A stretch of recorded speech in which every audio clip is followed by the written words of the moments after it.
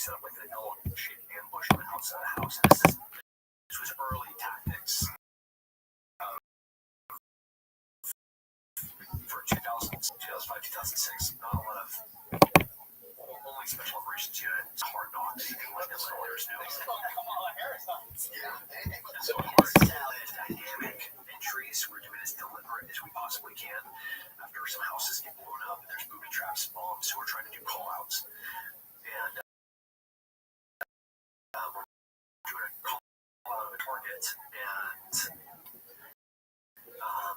as we come in through the front door, and you find that had been raped and murdered, your brain doesn't process it. You can't.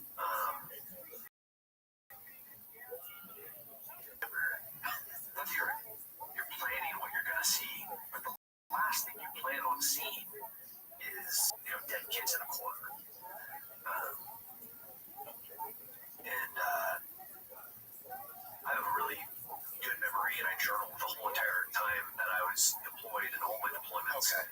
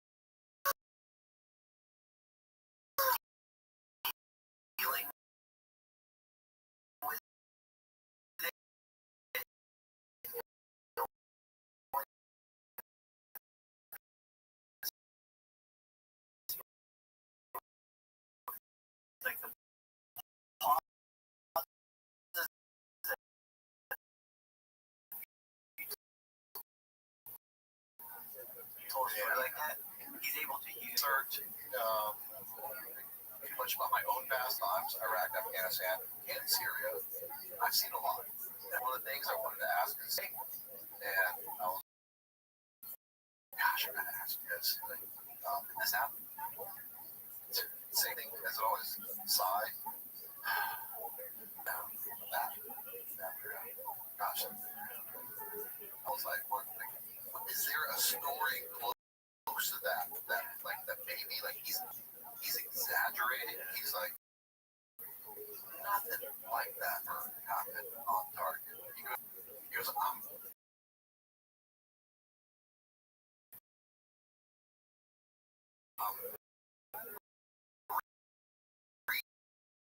reaching here. Yes, when we went on leave, I've heard those stories before. They happened.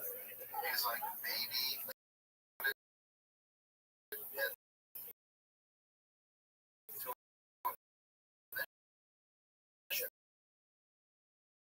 I was like,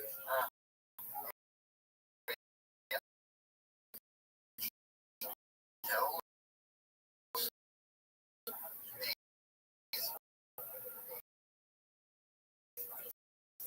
bombastic stories as true. The tribal, how good it was, and how evil our county was. There's plenty of real stories that you could use. They were clearing the house, them.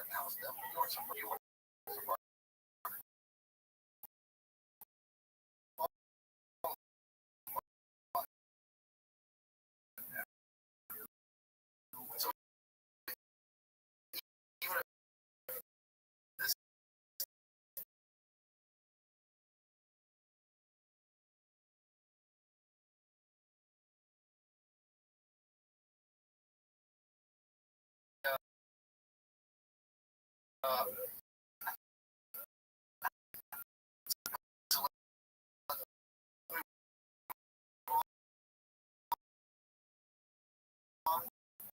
on his first kill, 144.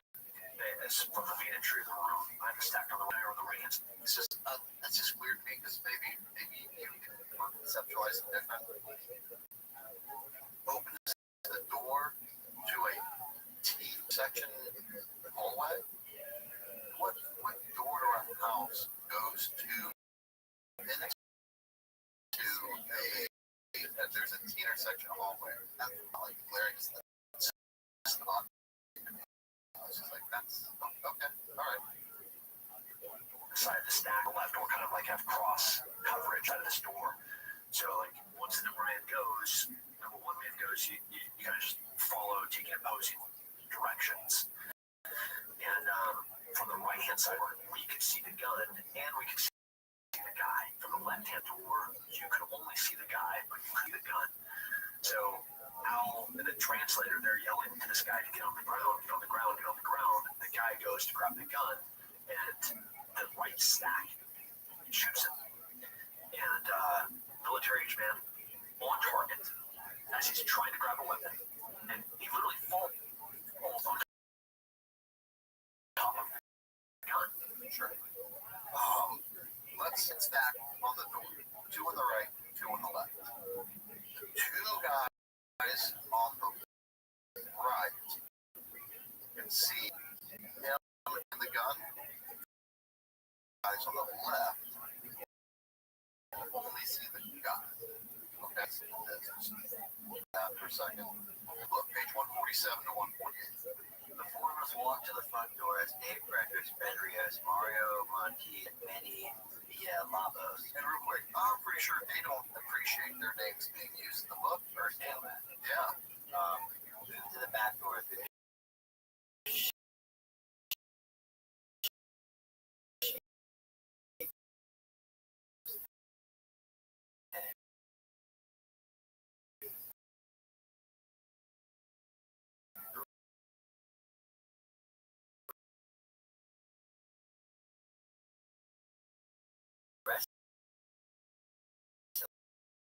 The guys.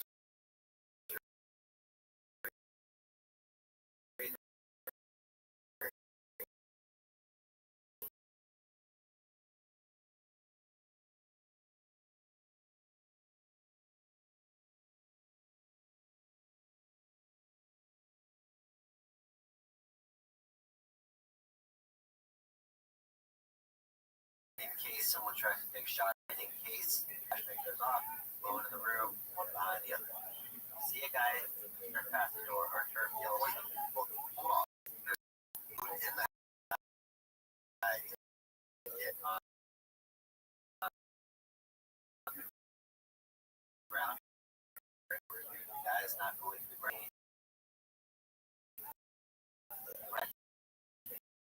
Make an athletic movement away from him. I hear Al switching with that sound means always here. Flashbangs, grenades, threw off just a little flick of rage connected in your brain that tells you this event is now real. My eyes see where this man is going, and my brain slowly passes that message to my body. It grabs an AK-47 and starts to spin it towards us, somewhere between the time he grabs for the gun and the time he turns forward for us with it. I move my weapon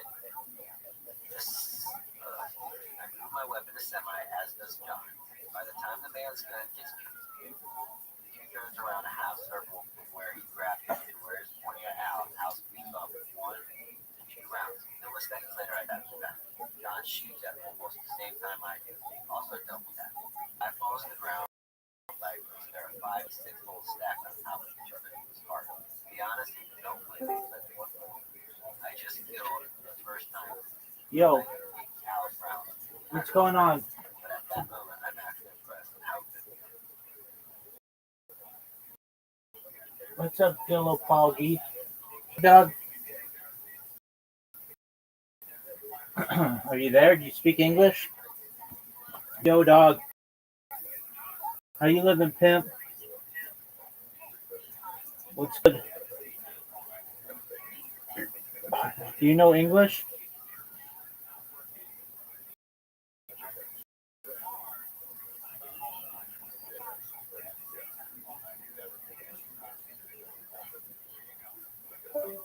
Yeah, no one wants to talk with you anymore.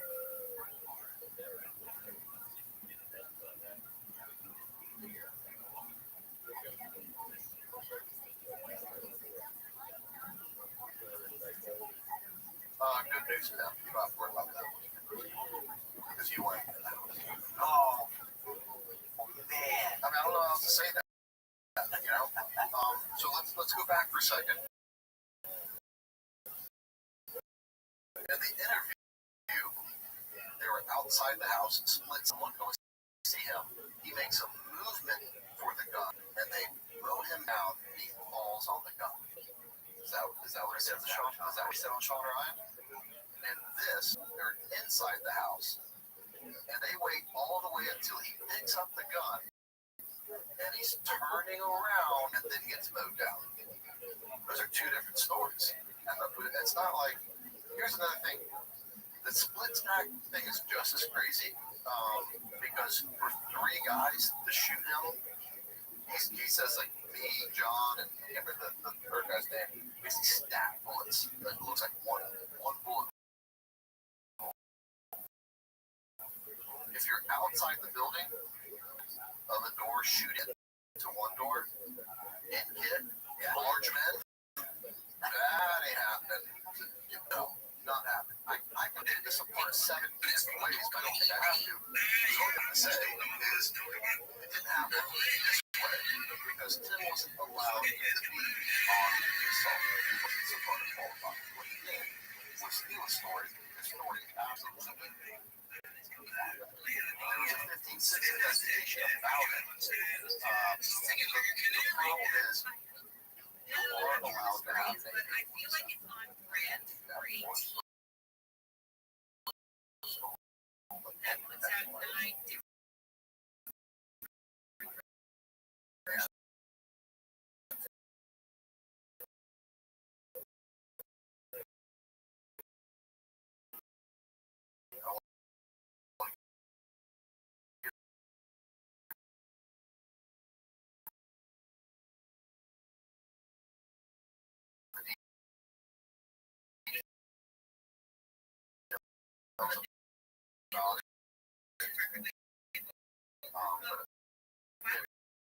And what really happened, the 15-6 was happened, and what they were upset about was it. But the next one, which is, don't worry, it gets crazier from there. The night our Cowie dies is capping night. Let's go to 158 to 159.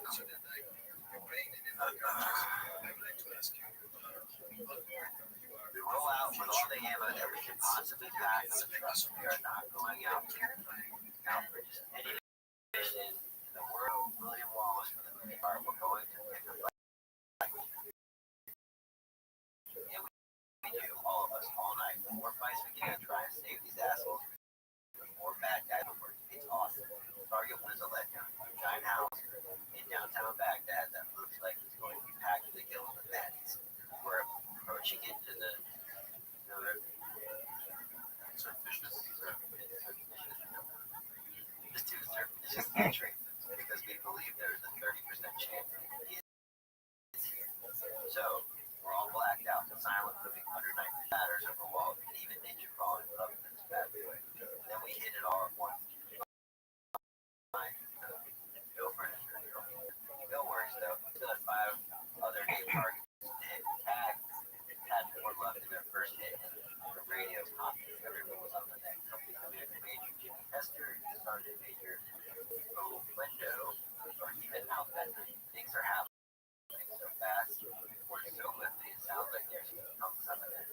Our targets keep changing throughout the night. ICPM gets intel from the interrogation that this other house is high priority. The cat flexes to that house, and we flex to the target tag. This day, that is still one of the wildest nights.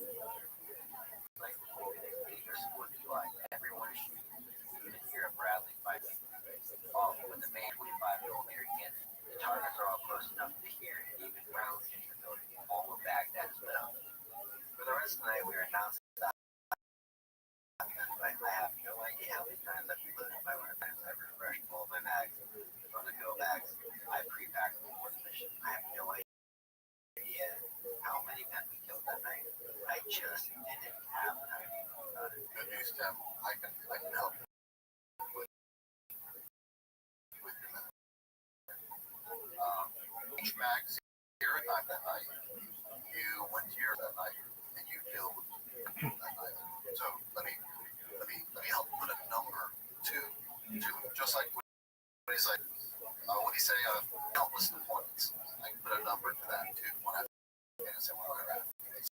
has a problem with bloody numbers. Or that's how. I just know the sound of things when he killed me. I thought that was a massive, like, type of operation that night. He's trying to replay, this was a Black Hawk Down. It was a Black Hawk Down. There was a bomb dropped on Zarqawi. Dad went out there to do a PDA on it and came back. That was how Zarqawi died. It's well documented how Zarqawi died. You want to know where Tim was when Zarqawi died?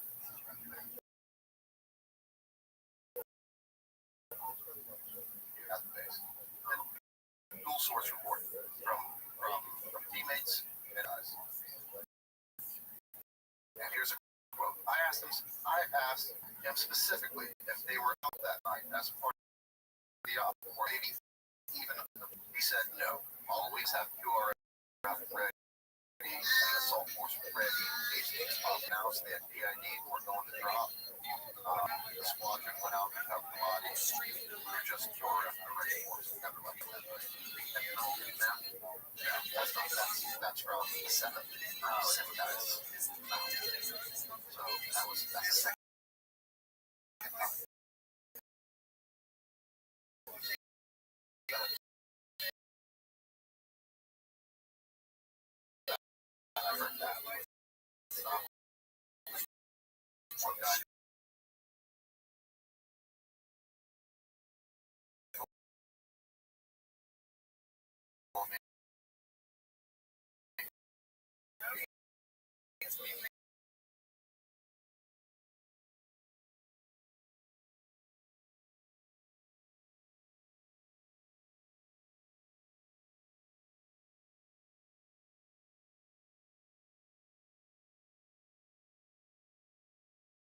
Professional.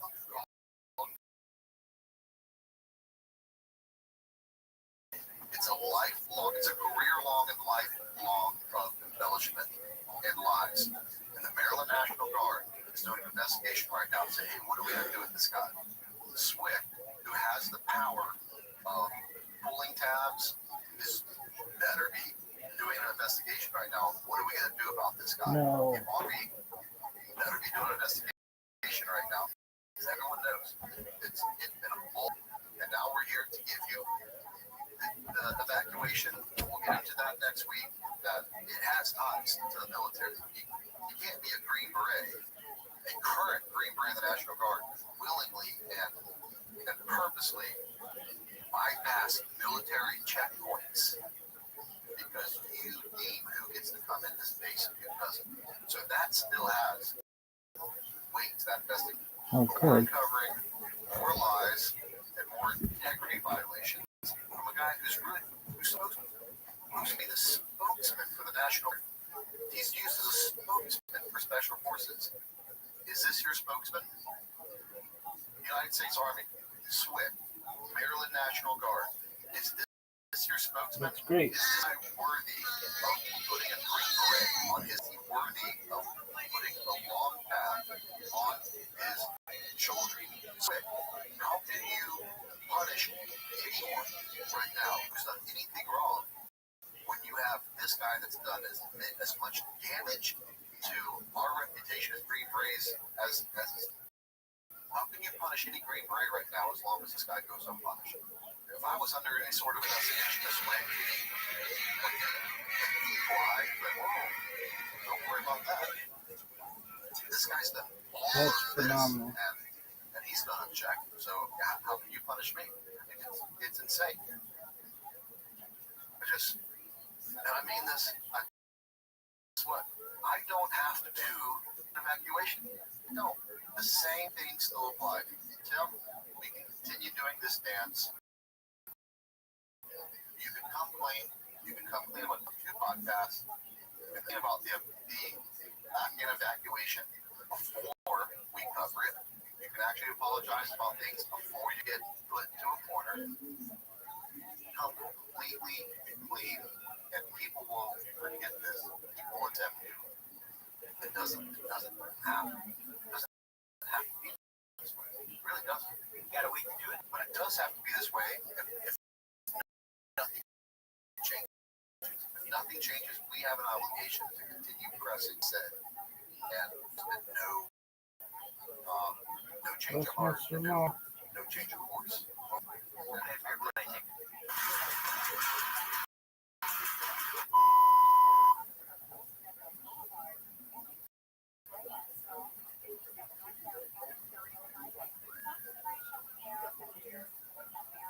Look at this athleticism. Look at this move. Dog, no one gives a fuck about this stupid ass motherfucker. The only thing about which people give a shit is this motherfucker right here and the West Side. Not what this hot bitch wants to say on a bunch of stupid shit. Like the motherfucker, the bull guy sucks. The Nazarene sucks.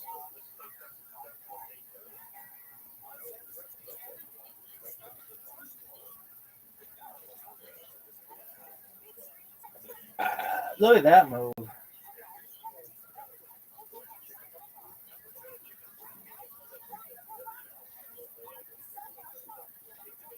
One month ago, go fuck yourself. The one thing I think it's amazing.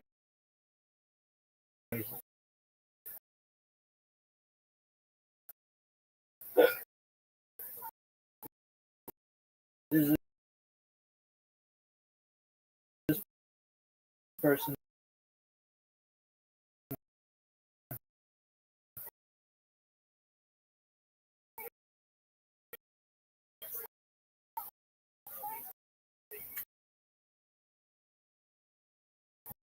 does these all live.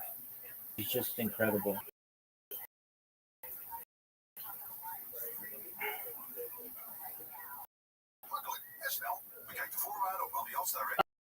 Are you fucking serious? In the background and they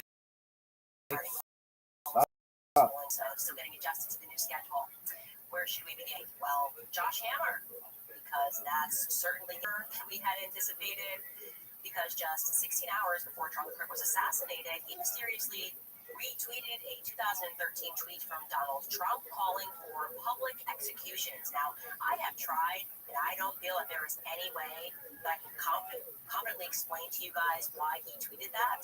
Least of all, in the context of him having already admitted that he and a rabbi in Israel had a long talk with Charlie the night before he died, and he was very proud of.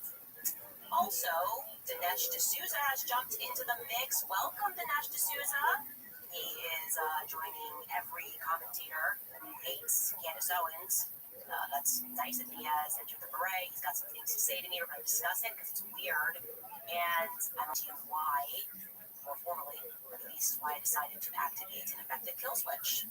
So I want you guys to pay attention because this is really important. Back to Candace. I like this song.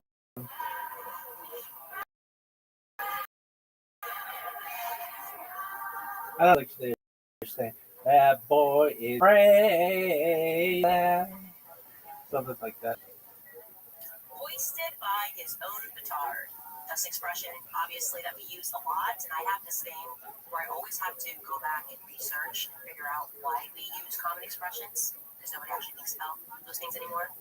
Well, this one's pretty obvious. It refers to when soldiers use a petard, essentially a bucket explosive device packed with gunpowder to block the gates and wall fortifications of their enemies. They light the fuse, sometimes their own bombs. That's exactly what is happening right now to Josh Hammer.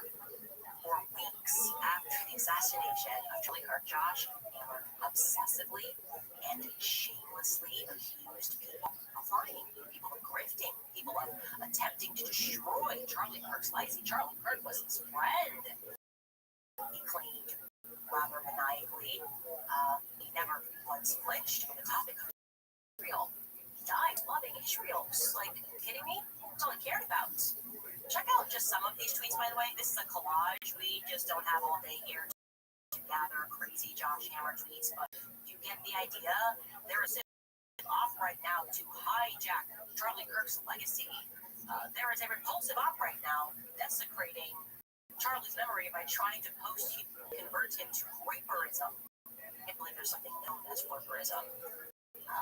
I was given access to this letter a few months ago, and I read it at that time. Tucker Candace and other bad faith actors are lying their teeth on Charlie and Israel.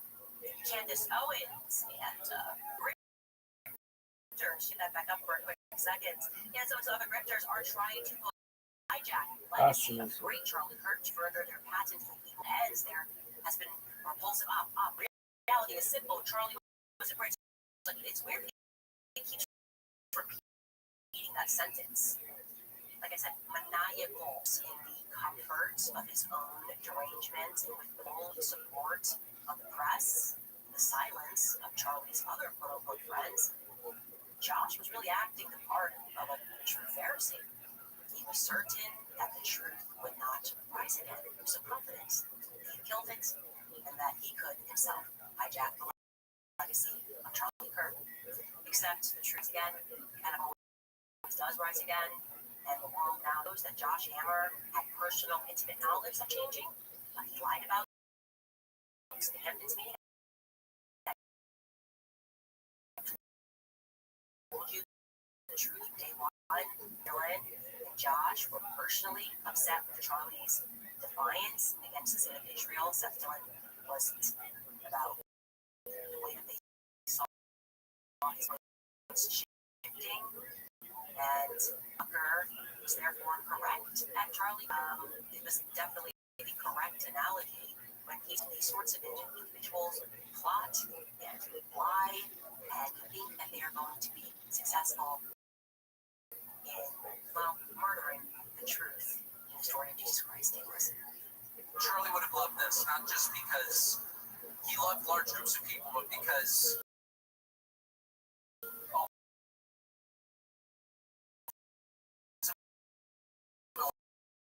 he was a Christian. A favorite story ever. So it's about 2,000 years ago in Jerusalem, and Jesus doing the worst thing you can do, which is telling the truth about people. And they hate it. First, they hate it. And they become obsessed with making him stop. This guy's got to stop talking. Got to shut this guy up. And I can just sort of picture the scene in a lamplit room of the guys sitting around just thinking about what do we do about this guy telling the truth about us. And there's always one guy with a great idea, and I can just hear him say, I've got an idea, why don't we just kill him? That'll shut him up. That'll fix the problem. It doesn't work that way. It doesn't work that way. Everything is inverted, and I think the most crisp, everything is sort of the opposite. It's what you think it's going to be. Fact will always be the opposite of what we think it's going to be when you are attacking people who are telling the truth. And the truth is that it's now an established fact, like I said, that Josh Hammer knew that Charlie Kirk's perspectives on Israel were changing. And since that announcement, Twitter users pointed out a very strange tweet that Josh Hammer had sent on 16 hours before Charlie Kirk was assassinated.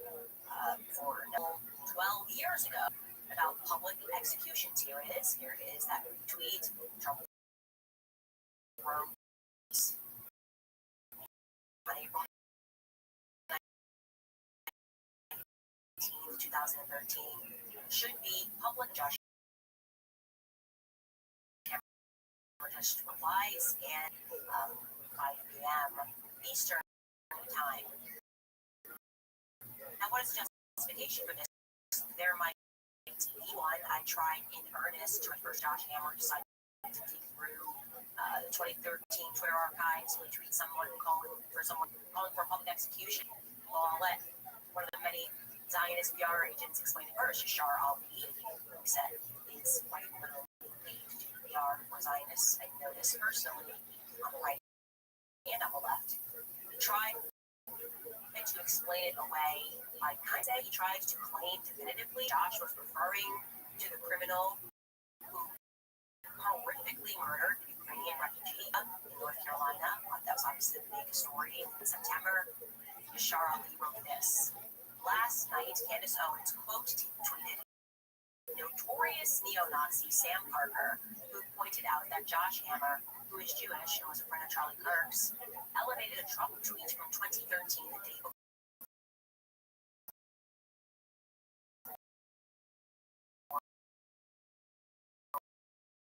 Called for public Candace, of course, would like people to just quote tweet is suspicious in the context of the assassination of Charlie Kirk.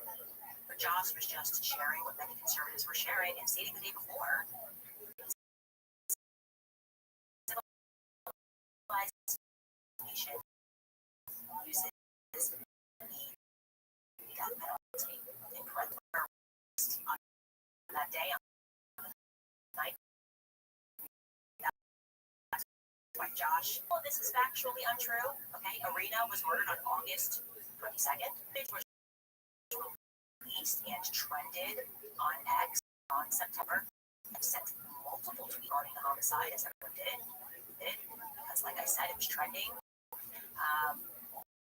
And when he was asked specifically about punishments, criminality, that her perpetrator should face, at no point that I could determine whether he was news, whether he was on his own show or anywhere else, did he speak about the death penalty or execution.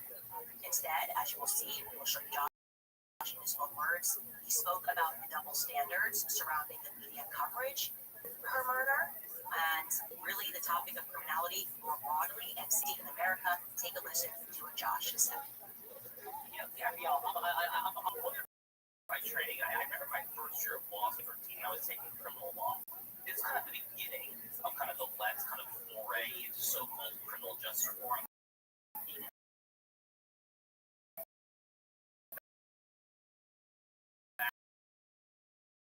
There's a lot of chatter among pieces is kind of like the white patriarchal colonialist hero society and how the ultimate goal is basically to defund the prisons.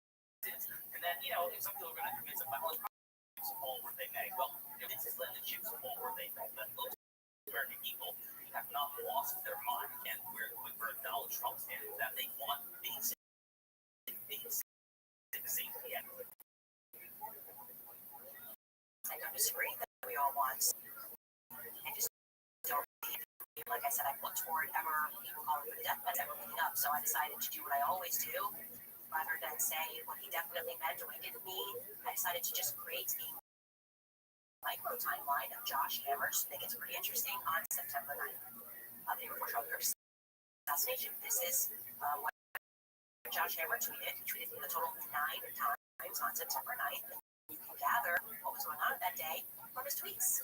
Just the first tweet at 7:36 a.m. And he tweets about a viral Phillies crowd scandal. This is in Eastern Standard Time, by the way. Right after that, he tweets a link, the one that I just showed you, to his media appearance about Berlusca, where he does not call for the death penalty or being close to the death penalty. He tweets against Tucker Carlson because he has to do that at least twice a day.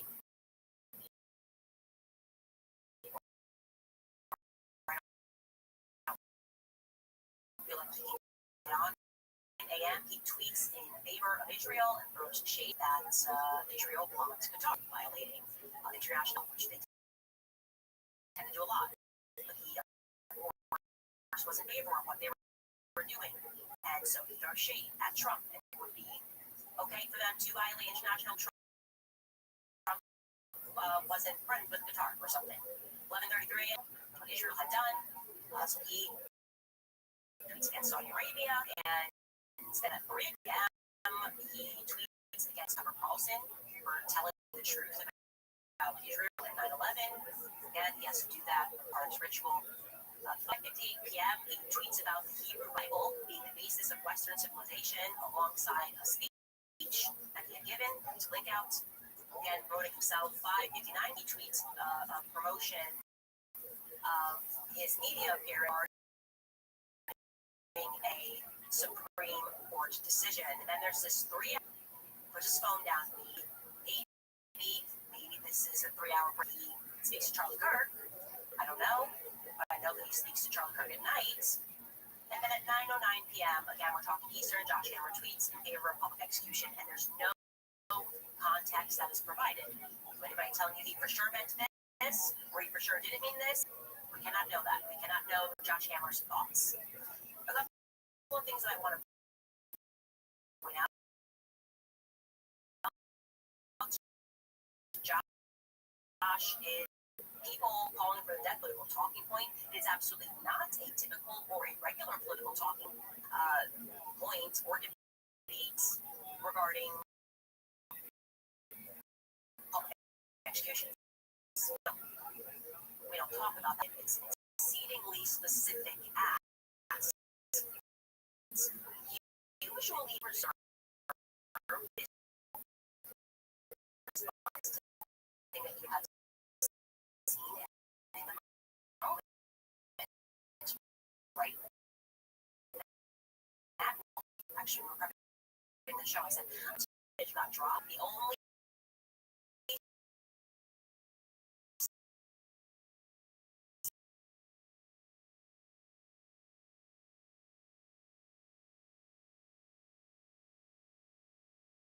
solution is violent criminals. It was inevitable. So Matt Walsh then went on the show and further explained that already contextualized tweet. And he explained how men have a when you see somebody being victimized, or being victimized. Josh Hammer also spoke about public executions. And I can tell you that it is not something that Josh Hammer regularly tweets about or discusses. Tweeted about public execution was back 13. And he said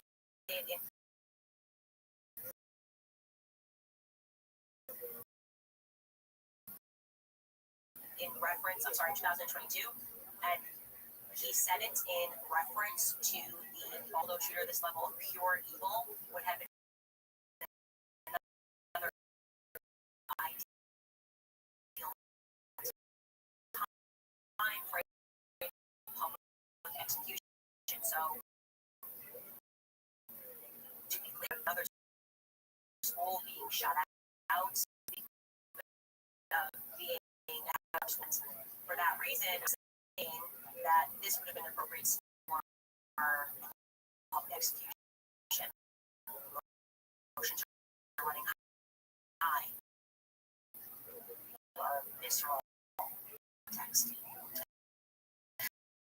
I know one that Josh Hammer is a lawyer by training. He was at one point editor-in-chief. He's currently the senior editor-at-large at Newsweek.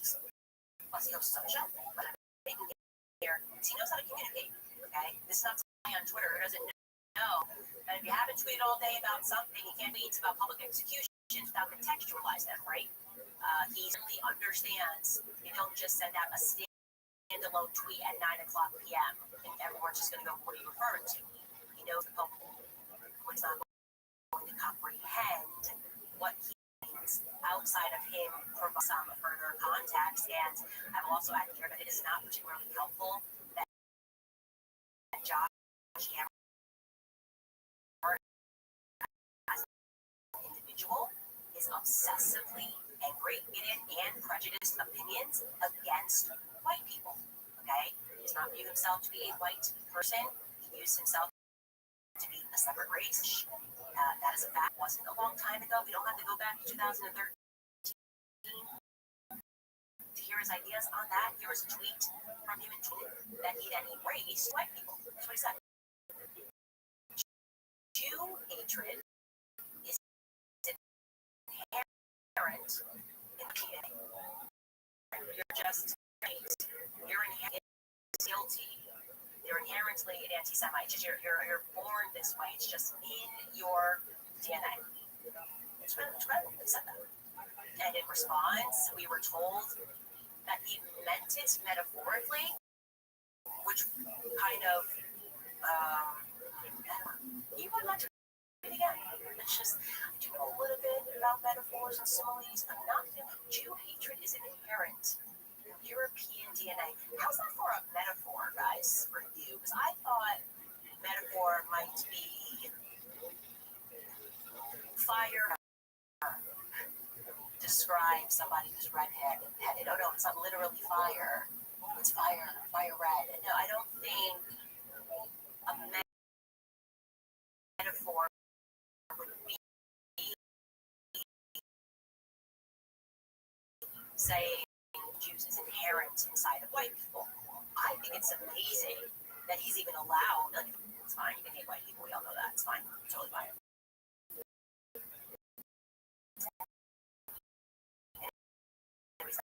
That's what he thinks about you guys. Will stop. And he asks people how vicious he is. Are not feeling particularly charitable towards him, like so audaciously and boldly and repeatedly.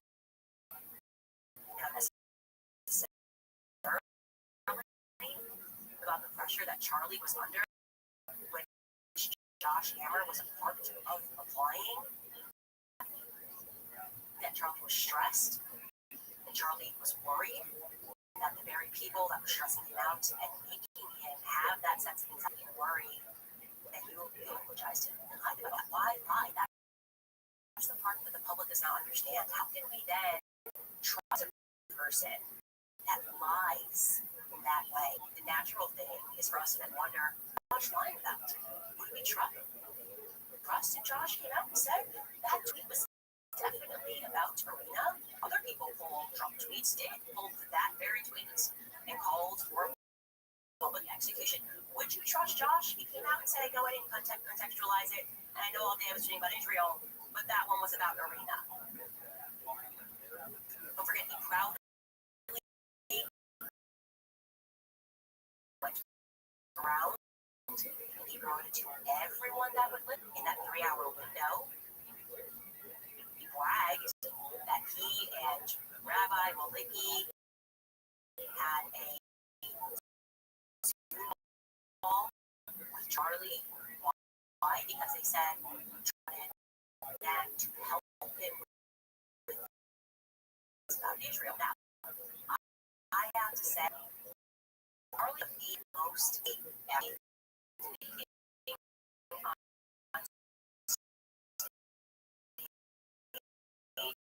I learned I could be accused from Charlie Kirk. So it's very to think that they scheduled this call because he was debating. This last conversation was really interested in Josh's book. So much so that in his literal first tweet after news was devastated and heartbroken, we spoke less than 24 hours, how he was going to plug my book on this very tour. Week 4, generational leader, pray for Charles' beautiful wife, and rest in peace, warrior. And I just like yesterday, Josh never forgets his book. He never wants to plug his book. A few days after Charlie's death, he went that last call with Charlie further with a host named Ollie. And here is what Josh said about his book. Actually did speak for the last time. Less than the assassination happened, we had a Zoom call. A friend of mine did a small call. We were literally talking above all about anti-Israel questions to receive on this campus. Kind of talking through strategy and how to deal with expected hostile questions. And held up my book, Israel Civilization. All he needed. One of the last words I think Charlie spoke to me where he literally said, Josh, when the Israel question comes up, I'm just going to plug your book, Israel Civilization, because I think that's what you read. The book basically is how I feel as well. And that ends up being the last time that we spoke.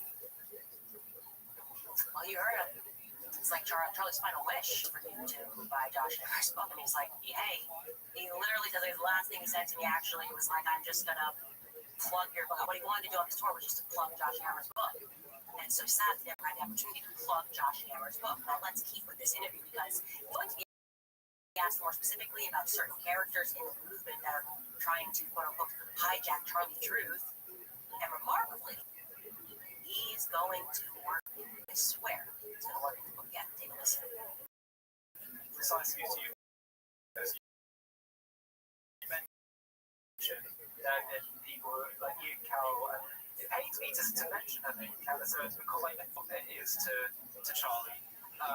But at the end of the day, she's chosen to hijack his death right now to lay it on Israel. I mean, it's just so disturbing. I think that what you've been saying in the middle of Michael Knowles and others, kind of in this in between. What do you think's going on there with them? Yeah, look, I mean, we can talk about every comment. It's easier to make a few kind of generalizations, right? I think a lot of folks are kind of just trying to take their commentary to where they see the perceived momentum, especially among the younger generation there. So I think a lot of it is trying to kind of stick your finger in the wind and try to see, where Gen Z is, and also really all see kind of just where the Twitter algorithm. I mean, it's very hard to look at someone like, let's take Matt Gaetz, okay? Matt Gaetz is a former Republican congressman from Florida. Now he posts a show on One America News. Matt Gaetz and I were very friendly for a while, okay? He had me on his show back in March when my book came out. He referred to my book as a battle map to save Western civilization. It was an extraordinarily kind segment. He was asking very questions. He clearly had read the book. He was engaging with material in it there. And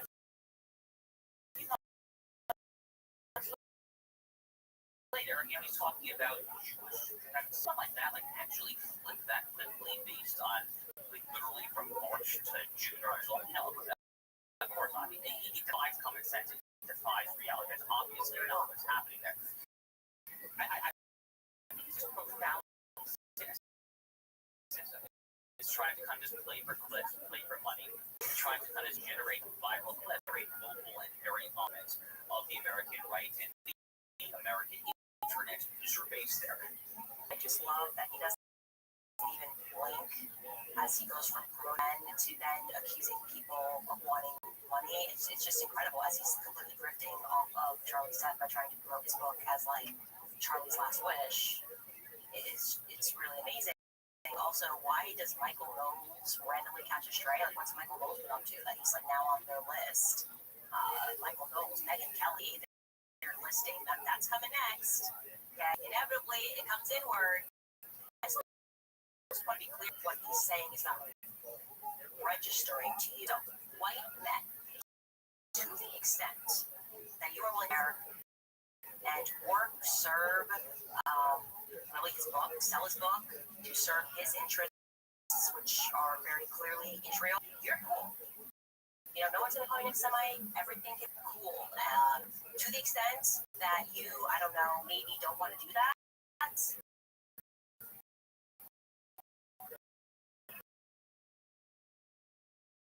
will be ruined. Matt Gaetz, what was he thinking? He can't be saved. But then, this is where it gets important, Josh Hammer gets even more specific.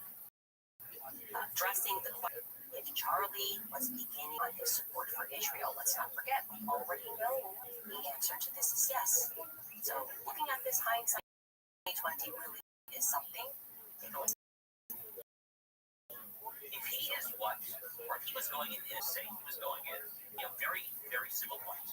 Would he have had on me and our friend Rothschild literally the night before his death to spend an entire hour talking about how to respond to anti-Israel talking points? I mean, it doesn't make any sense. It literally simply does not make sense. His heart was absolutely in the right place. Again, he was trying to navigate kind of some very choppy waters. It doesn't make sense. It really doesn't make sense. Charlie was just on the phone looking for talking points, trying to navigate some choppy water, how he was going to address these kids. Questions about Israel. He was unflinching, but he gratefully had Josh Hammer's book and what to go through it and make sure that he remembered everything. Now, this is also a great time referring to that little conference call they have. It was a Zoom call. To tell you that rabbi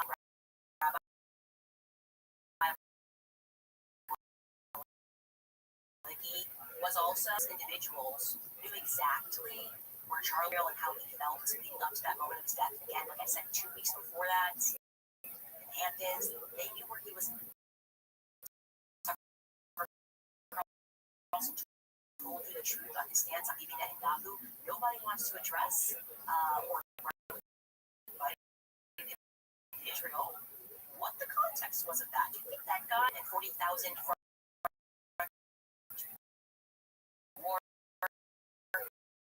keeps picking fights, playing his victim, really just has time to shoot degrees with Charlie Kirk? What's he calling him about? They obviously weren't close. He didn't have his number, okay? So what's he calling Charlie about? Why is he inviting Charlie to Israel 2 weeks before he dies? Right? That Charlie said no. He did. He said no. He didn't flinch. He wasn't even flinching, which is business. Now, I will say that regarding Rabbi Maliki, I think he has more conscience and soul than Josh Hammer. I haven't seen him promoting his book. He doesn't lie as audaciously, repeatedly, and tweets nearly as neurotically as Josh Hammer does. But let's listen to what he had to say when asked whether or not Charlie was turning on Israel. Give us our hindsight 2020, Rabbi Maliki.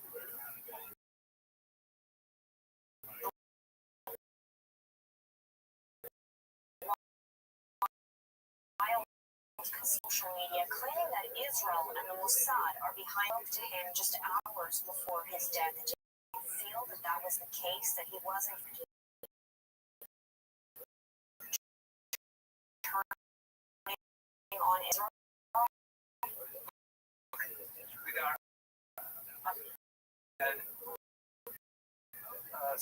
some disagreements with Israeli policy. And he criticized where he felt appropriate. He sometimes substance of our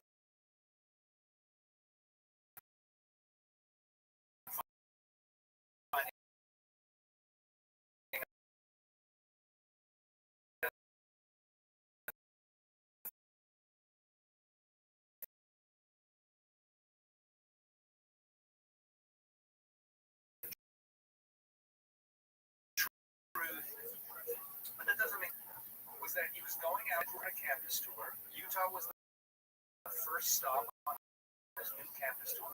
And what a lot of people in Israel do not realize, or in the pro-Israel community do not realize, is that between formats and challenges that you would get on these campus tours were usually about Israel. Because the campuses, of course, have a lot of he was known as a supporter of Israel. So he ended up being in a position where he was defending Israel all the time. And it drove him crazy because he wanted to talk about America. But he was defending Israel all the time. So in preparation for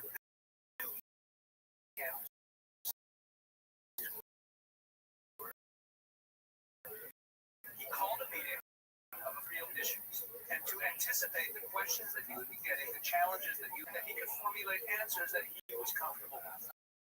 If Charlie had turned on Israel, why would he even a meeting like that? Why would he call a meeting with a few pro-Israel friends of his to talk real issues, to make sure that his facts were straight, his talking points were straight, so that he could Israel better? If he was turning on Israel, he would have had us. The entire prep of the meeting used that theory. How do you feel about that? Now that you know that Charlie actually ran campus for 8 hours earlier, as they were trying to do what they always do, which is control who he's allowed to speak to, control who I was allowed to speak to. Back when I was with the Zionist movement, and waking up and realizing something was dangerously wrong when he started to try to control. It's unbelievable. It's really unbelievable to reflect on that. Now, again, Rabbi Lord soul. He's at least acknowledging that something's going on, right? I don't think he would have been comfortable with Josh. It was great. It was amazing. Buy my book, right? But every second, he's amazing. Oh my God, he just wished he could have gone over Charlie Kirk the most. Was that he would never be able to wear a uniform. He just wanted to go fight for Israel. That's kind of, he was kind of needing to have a conversation to say he's not comfortable answering these questions anymore.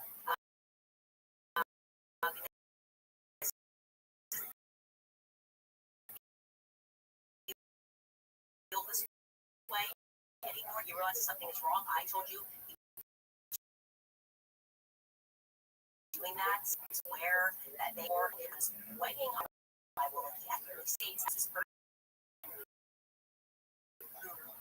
who just defends Israel. They're doing is so plainly immoral. They're starting to fracture people's view for Charlie. Right? Charlie, like I said, we got into this. Like when I got into this, we were genuinely pro-Israel. There was not payment that was coming in. There was like ignorant, yes. I owned that 1,000 times. I thought it's not a relevant topic. It seems sense, the low-hanging arguments. Why can't they have their own country? Whatever. I go versus BLM. And I think, as I said, he was genuinely over it towards the end because of Jewish behavior. His words, not mine, meaning stereotypes of Jewish behavior. Okay? When it's being bullied. And yet, they want us to believe that less than 48 hours before he died, Charlie announces that, and that's the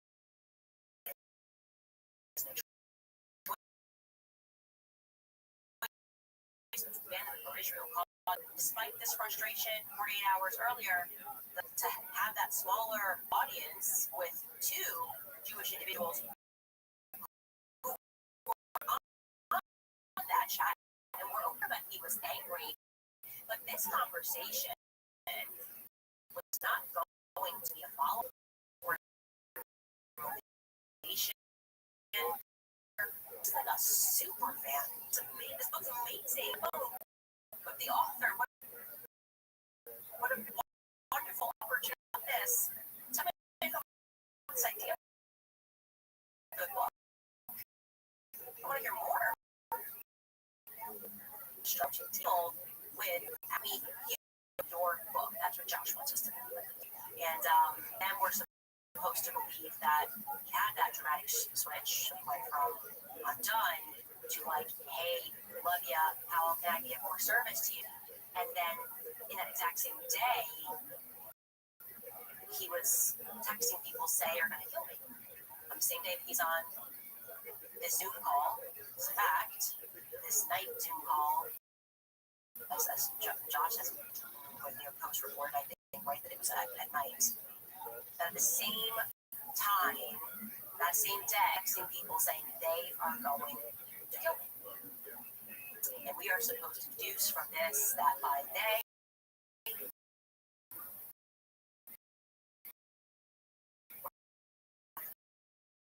really meant a non-binary person or trans person, they were going to kill him. That was what he had a feeling about. Everything else is just completely irrelevant.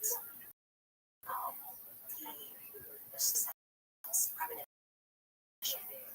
that trans person was going to get him. Do you believe that? And I want to say this. I'm speaking to someone earlier about how interesting none of us, and I'm saying none of us I'm talking about Carlson, Kelly, myself, when we honestly and accurately about what Charlie was going through, how he was being bullied, and how he was under pressure, and Megan even spoke about herself, by the way, Megan, you should probably tell people who those individuals are.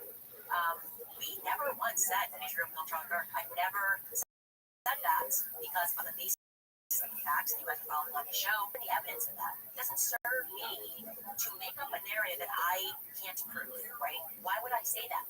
What I will say is that I am uncomfortable with how many lies that support Israel have been telling in the week of his death. That has been almost the only compelling argument with it is the way they're acting right now. Like Bibi Netanyahu, the propaganda, the lies, the coming after Candace. None of this was necessary.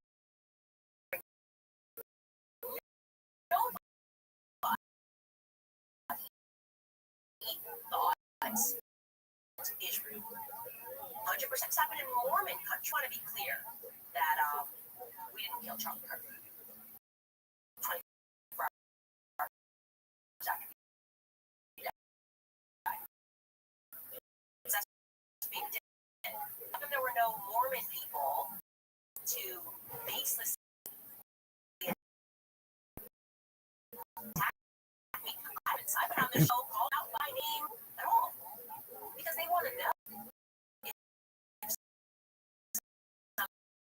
somebody is corrupt and had something to do with this. They want to know if their church was involved. That's a normal response. Not it definitely wasn't us, but rather to say, I'm therefore going to support Kansas' efforts to find out.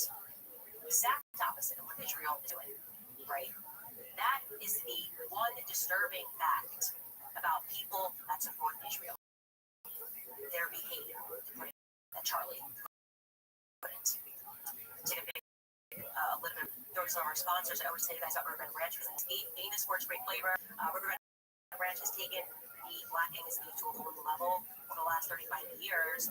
Ranch has been creating an elite Angus herd using ultrasound technology to select genetically superior cattle with a focus on flavor and tenderness.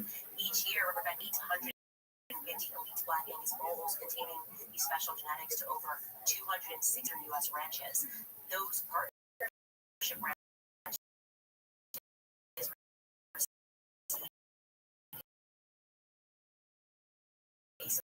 substantial premium fall calves containing these elite genetics returns Riverbend Ranch to spend the following summer. You are not only supporting the 64 Cowboys and their families who work on the ranch, you are also supporting over 2 million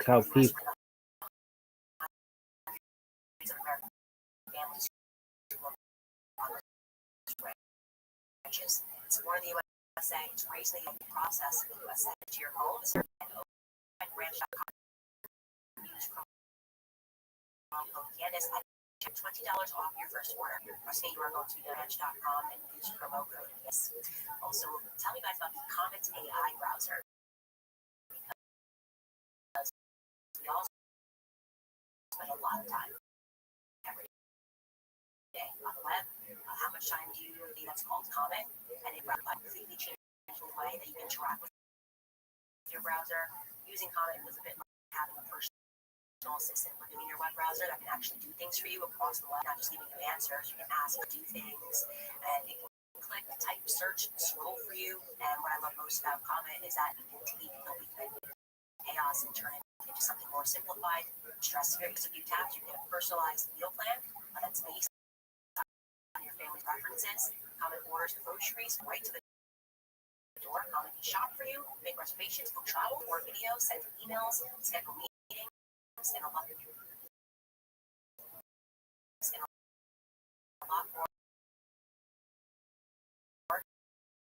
to make your life easier. So go and take back your time online. Download Candace. That's pplx.ai/Candace. And also remind you guys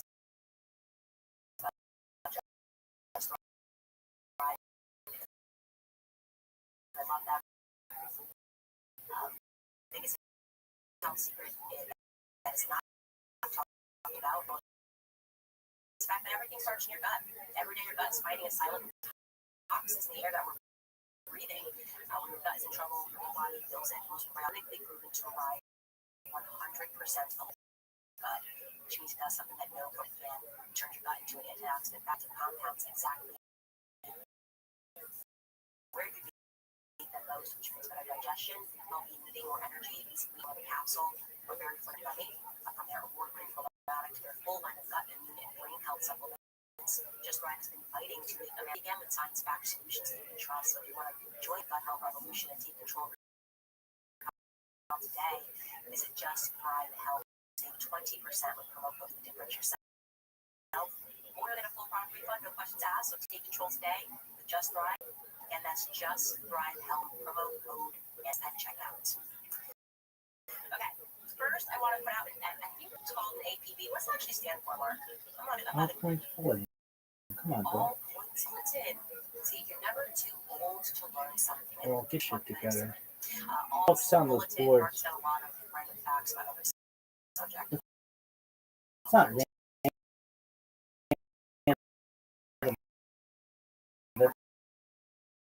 That's normal shit to know. UVU campus, some particular footage from people that were there that day in boxes. Obviously, you sent footage to your file. I'm looking for video footage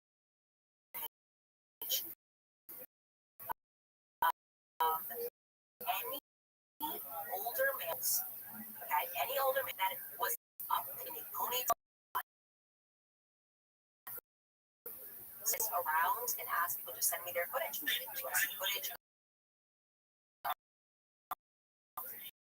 men that have long hair, and there is a reason why I'm asking for that. Also, they're scouring the earth for every piece of footage. There's an almost incomprehensible lack of footage that is coming from the left side of Charlie, meaning Charlie is facing the crowd, his left side. So we have gone ahead and highlighted you where I'm looking for footage from. Okay, I can't find footage from this section. Chris, if you could go back to that first one again too. This section right here. If you here on the next one on the side, when the shots rang out, or just before, maybe the 10 minutes before, so I can see who was around, happens when those shots rang out, it is weird. There's a black hole. Not get footage of that angle from the lines. I wasn't trying to point out that footage. Well, turning point out it's not going to show anybody anything. You have to do it this way, the organic way, which takes much more time.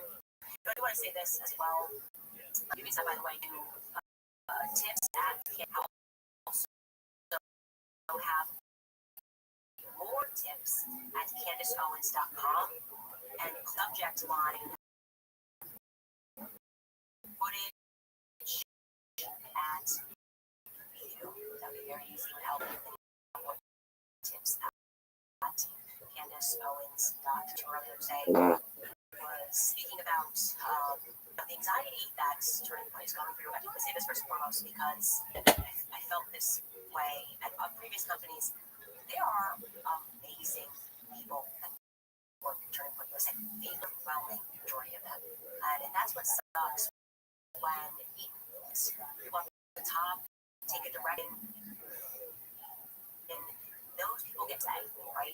This investigation is assisted by Turning Point USA, not the execs, but Turning Point people don't even think about smaller employees. Like, they deeply care about what has happened. They deeply care regarding what happened to Charlie Kirk.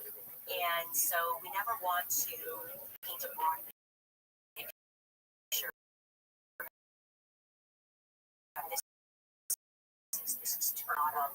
Somebody was saying, what if this, what you're doing? This is what I always say. If the truth is capable of destroying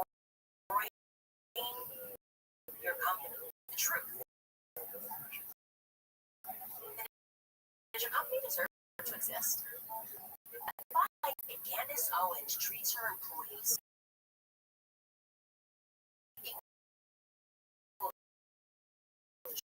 destroy your career like that, you're not a good person or you're not a good company. If the truth is in front of you, obviously I'm kind of constantly going through a public x-ray, of my life. I'm never fearful because I think I'm a decent person, right? I live honorably, I make mistakes, yes, I own my mistakes immediately, and I will be very, very quick to apologize even when I get things wrong.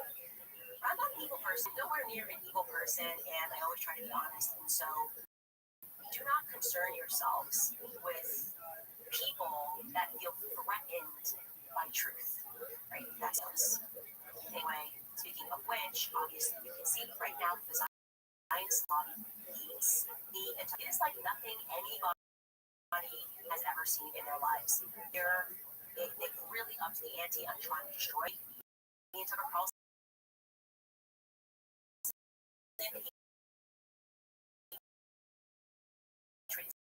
deep, sinister, it's evil, available to us repeatedly, right? Attack us repeatedly. Make videos. People, it's confusing. What is it? Is she lying? Why is she saying this is the right time?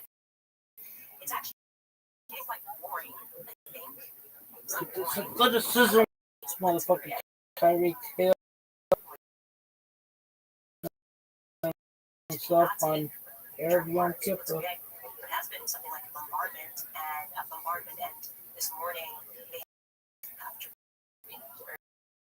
very watch comment on Candace because it's quite obviously a freak show. Driving on the highway and seeing a farmer having sex with a sheep won't put quite either. The problems begin when you try to analyze it. It is what it is.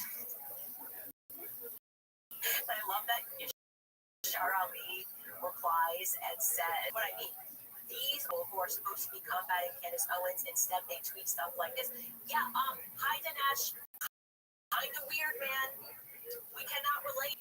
I gotta tell you, if I ever was in this awful scenario where I saw a farmer trying to have sex with the sheep, I feel very much that I can not only look away, but call the police, okay? So if that's kind of what you're selling, you know how, like, when you can't look away from bestiality?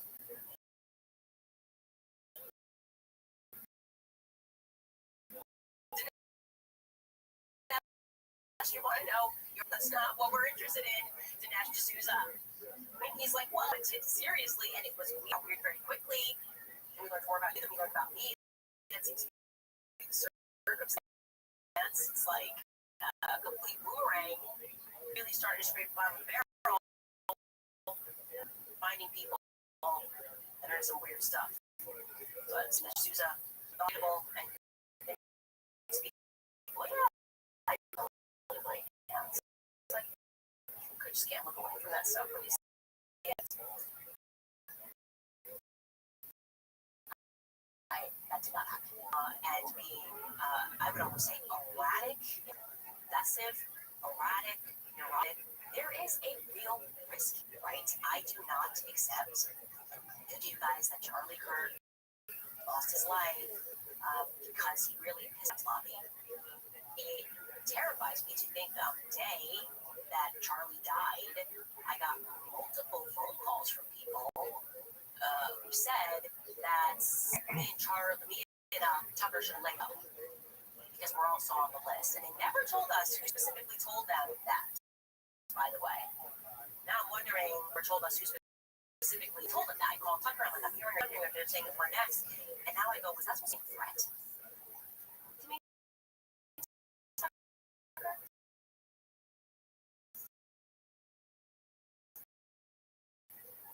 To have us watch for a little bit?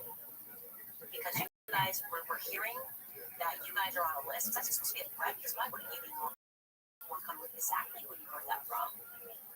And I said, I remember saying, I was like, did the feds say this? Said this specifically. Why are they calling me and Tucker? Why am I calling Tucker and telling you about this? I did. I'll tell you that. Rashad, this really happened. I'm coming out of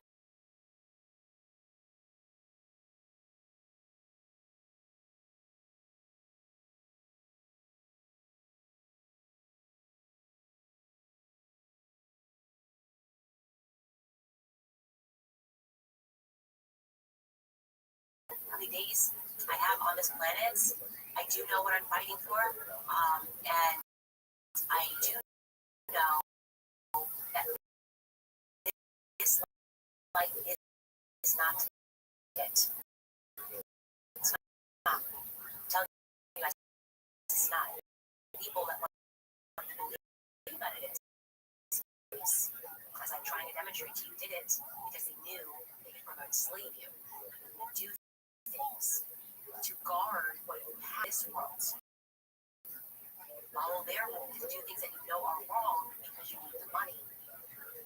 It indoctrinates you into their matrix. I discussed yesterday, and which got picked up was to create. I see that Kanye was right. Kanye said that in order to be free, you had to violate these contracts. You had to recognize that your voice is being controlled. Kanye did just that. It was really an act of bravery to free or torture her. I feel that.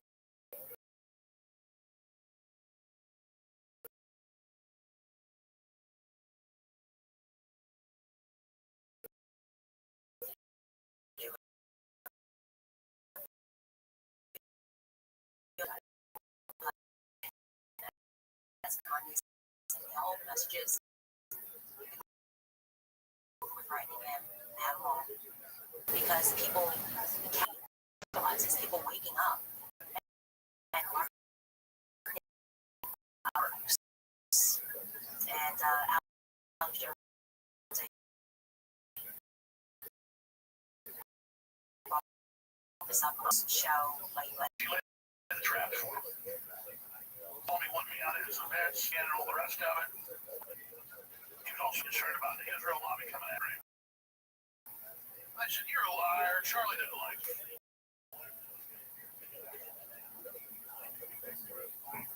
Charlie didn't like you. Charlie didn't call you. Didn't text you.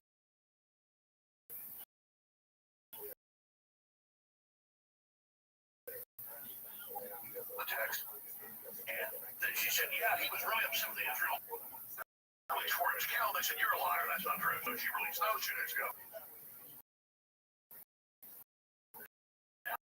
She said she has the proof. It's text messages. That he feared for his life before he was killed. And she's a liar. She's going to release those. And she's also sent out the dead man switch. Just like Doug Keith did to myself and a few others right before he released his stuff on Prince Andrew, which is dangerous, by the way, proving that he did rape the girls. Cover it up. People are like, "We already know that. How's that, Terry?" Oh, you're releasing total proof on the King of England's brother? You're dangerous. So those he did the rest of his life. All the stuff he's been through, been arrested, indicted, raided. Trump was for a while before you said Rose said he didn't do anything. Man's a champ. Happy. But the point is that this is a real language. She has sent out into the Tate brothers, Dave Smith, Tucker Carlson, and others. Well, I'm trying to get wrong sent to me. I'd like to stand with her, but we do stand with her. So they're already out or the lobby around this. I've seen no evidence. They said the security detail was Israeli. They were. Just the first knee-jerk reaction. I see people say they're a suspect by saying we need to figure out the ballistics and who really shot him. And, start saying, okay, they give motive. I mean, you can always look at motive in a situation. Are they enough? What's the ballistics? That's just kill. I'm not going to just say something that is people thinking. When she releases this, she's got it. Make no mistake. Just like she keeps bringing the goods. And she just sets the hook with the worm on it. Or puts the mousetrap out with the cheese on it. They come out and say, "You're a liar." She goes, "Boom. You're a liar. Boom. You're a liar. Boom. You're a liar. Boom." Bam. Let us show a week or so kind of stew and say she's a liar, and then she'll just release it. And then what she's saying is, "You killed me, it doesn't matter, it's coming out." And the word is, he specifically thought Israel was going to kill him. Even Michael Savage first few months ago said, Netanyahu needs to go on my show. During the break, he goes, man, I'm beside Crew saw it, sort of feed, he top record. It was during the break.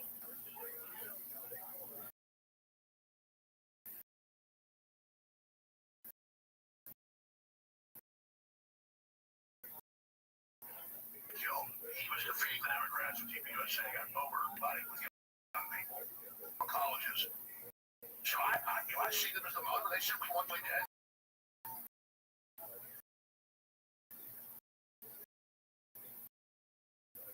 They said, celebrated when 6th grade, Charlie Marl. That was in the show. The training he had to go run around and engage all. So I was like, okay, yeah, that is. Or just like genuinely had no proof and no rhyme or suspect Israel whatsoever. It's really just been this insane behavior of covering up and lying that makes us question things. Like, that's the reality. And by the way, questioning things doesn't mean that we have proof that happens. It's just to say that they're not acting right. And gut means something. They're not acting right. None of them are acting right. That's not just training for USA execs, and I've tried to explain it away in my head 1,000 times. Oh, well, you know, let the airplanes breathing, give them time. And just got to a place where they said that, you know, this feels like something else. I don't know why they're telling me otherwise.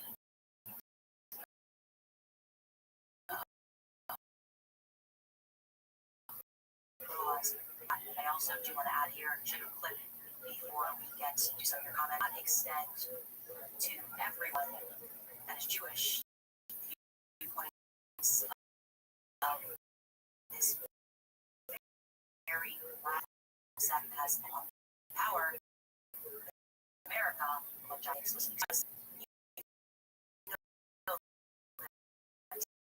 that you went to school with people like I grew up around the distance of politics, what you see is so ugly that you just go, oh my God. What you're seeing is the stranglehold of AIPAC. It is a political organization. I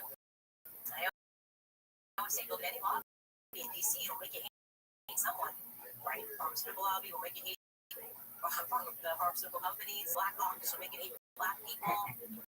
So people that go to DC are incredibly corrupt, and they become powerful. Power corrupts, absolutely. It's just good to remember that.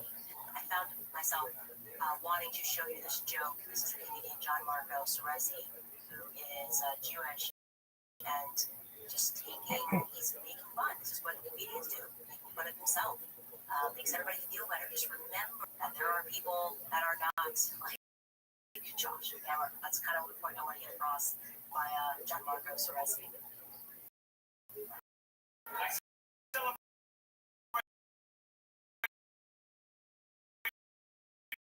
Most of the major Jewish, because you get to read it at the table, and that's the story with the we escaped. I'm across the desert for 40 years. I liked it because it made juicy, cool, but that was also kind of confusing. How did we go from crossing the desert, being known as generally? I didn't know. I didn't understand. One day I went on a vacation to Miami with my and the moment we got to the beach, she was like, "You're out here," and I was like, "Oh my God! What if Jews have been exaggerating this entire fucking time?"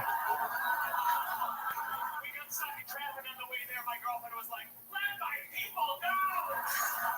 The beach was a little crowded. She said, "There's like 6 million people."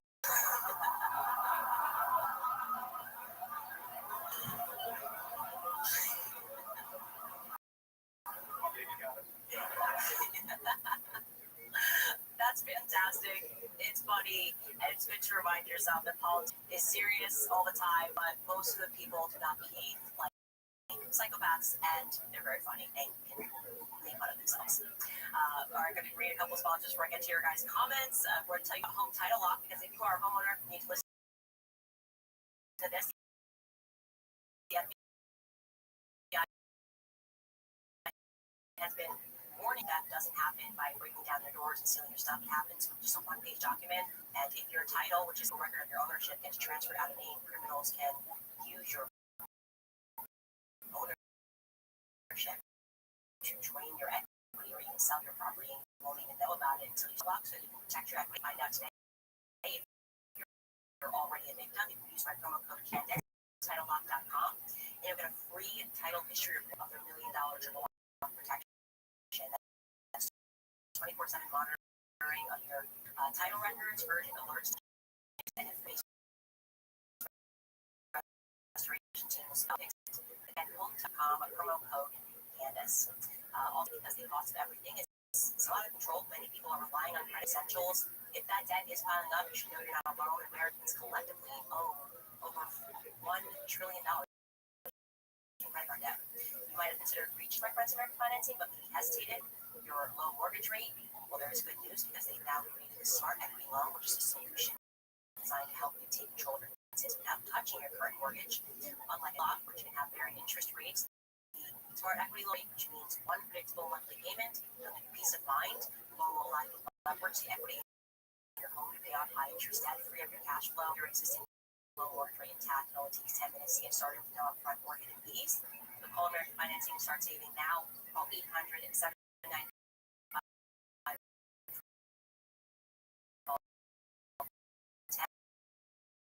That's 800-799.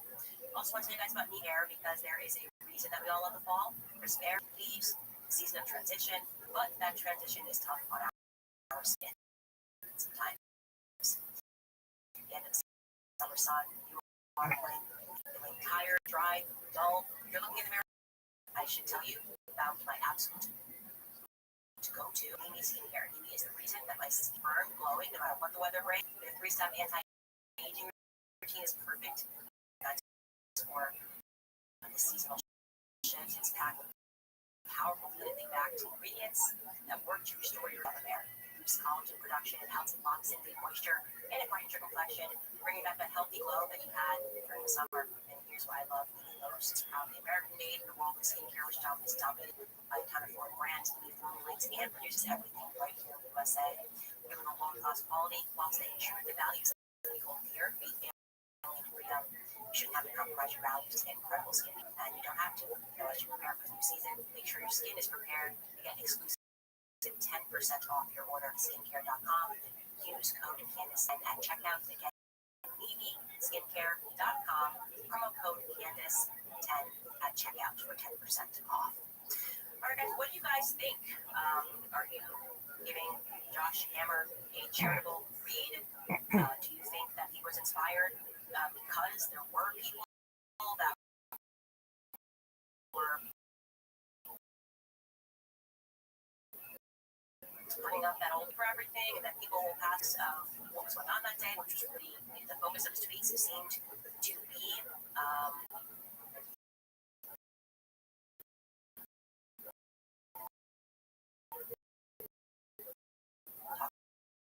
talking about Israel as always, and going after Qatar and Tucker Stacey.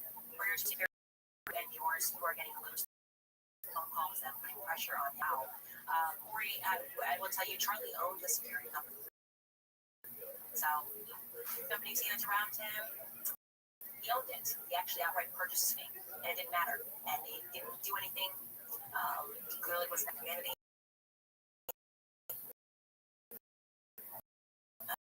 They should never be allowed to talk. The amount that he was paying for that security, actually requiring that you have one of your guys on a top. I don't know. I don't understand it.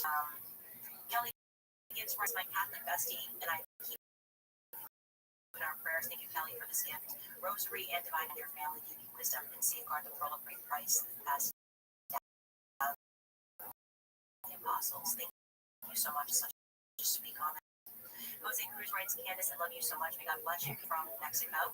Come on, Sushi USA, and I'm not a liberal. Please don't tear apart Turncoat USA because we need to move for the youth. Please tread lightly. Make sure you have all the facts because you are an important voice. Any youth movement must be based in truth. And like I said, Turncoat USA has fantastic people that worked, signed up to work for that company and dedicated their time with that company. Volunteers, people on college campuses because the truth they were getting from Charlie. Right now, you're at a point, and I think John and Rita Mack, that beautiful letter they wrote yesterday, said it way more eloquently than I ever could, which is if you actually continue, like I said, Charlie, it means continuing to fight for truth. To the extent that they do, they will have an ally in me. I never attacked Turncoat USA because he came from Turncoat USA, but I saw him to build that company because I was part of building that company.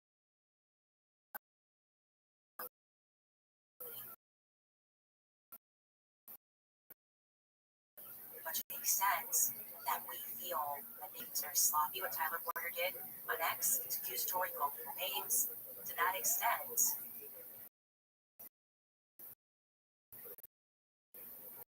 they won't survive. Reality, I can't fix that. Right? People will pick up on that, and will pick up on what feels like Charlie Kirk's legacy. Because that's how it feels to me. Right? We're all feeling it together. That's the point for this as a course correct. I want to believe maybe a ton of for their own lives. I don't know. That is something I want you to know that Charlie was remarkable at. That's why I always spend at Charlie. Never should debate. People say he's this, he's this. Charlie was very good at knowing he's the guy that'll get in the room. He's happy to schmooze. He's a perfect diplomat and politician.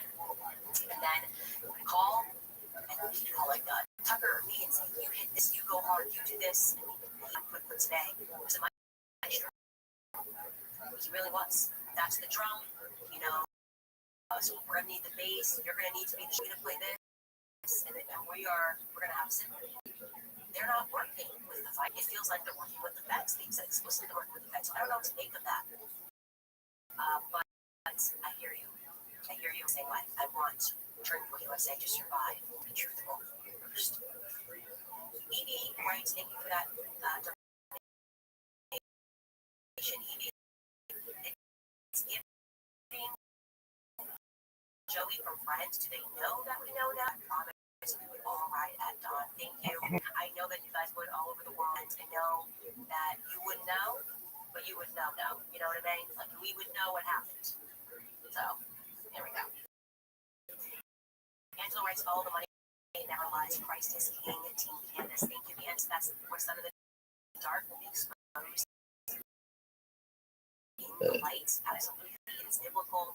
Angela Norman here. We love you, Candace. We just want truth. Yes. I do want to say shout out to Norman for never using me being anti-Utah or anti-Mormon. I don't know about your faith. But you have been assisting, and that's been amazing. And you want to know, like I want to know.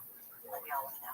Can't Arbrights, I realized something beautiful. Charlie wanted you on stage, and as they tried to stop him, but in doing so, he made sure that you had an even bigger stage. He knew the current spiritual warfare needed to be shown on a global stage.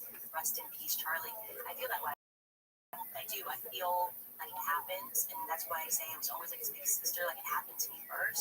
It was very hurtful. It's Harley. It was hurtful for him because you believe they're your friends. Like I believed that. I believed they wanted. Like I just took it. Okay, I wanted to retweet Max Blumenthal, and they made me think I was like the worst human. And I took them at their word before I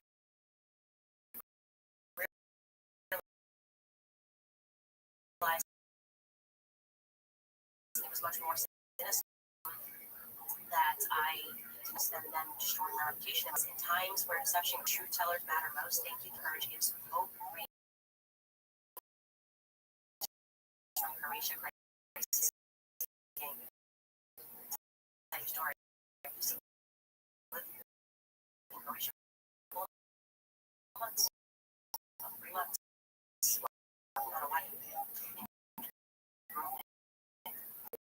Josie Els writes, shooting for you from Australia. I hope you're if it happens, even that was meant to be because I still can't believe that I got banned from a country. Like, what am I doing? That Zionist lobby girls up, like, she can't speak. I'm homeschooling and children and my backstory and race issues. And they're like, you can't come in. Maybe you can still download my podcast on Spotify. I don't understand. Henry Love writes the spiritual war. Thank you for being one of the warriors of light. Thank you, Henry. Rachel Ryder writes an apology. Candace is a former dead. I am ashamed to admit that I've said things about you. Wholly unwarranted, and I take your brilliant, honest voice of choir of crooks and liars. We don't deserve your God blood. No, Rachel, I'll apologize back because I was also partially blinded, and I thought that it was just the left. I was taking that low-hanging fruit of us warring against each other. I realized now, like, no, we're all actually real people. We're going to disagree along the way. I don't think you should transfer children. I'm against it. I'm very against it. But I also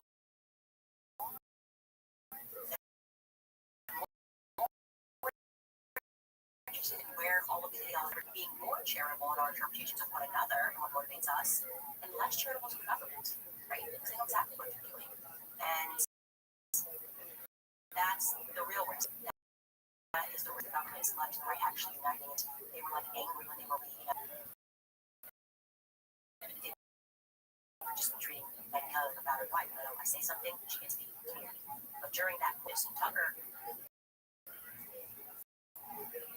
somebody else was to her, Candace doesn't even hate the left anymore. But that was supposed to be a convincing argument for Megan to trash me. I guess exists in that left-right paradigm, and it only serves them at the top. So I hope more of this, more realizing and more coming together on the stuff that we can agree on. Miracle Media, lastly, writes, Candace, as a Christian, you have the authority to fight any strife that comes your way. Recite and memorize Psalms 91, 121, where God's angels will protect you, your footsteps, your family from these evildoers. They are protection scriptures. Thank you so much for saying that, and we pray every day, we really do, about everything is in God's control. And I feel a great period of revelation, and that's why we are also in a period of anxiety, because with that, the demons commit further to their demonology, and we can commit more to truth, and yeah. That's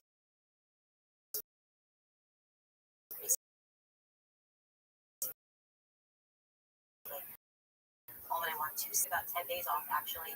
I'll give you more details about that too. I'm arriving at the space. I will say the stage is very real. And I just kind of want to take a little capacity and just kind of recognize and get on my seat again and take a break and a breather. And that is happening to me. I will still be sending an occasional Instagram.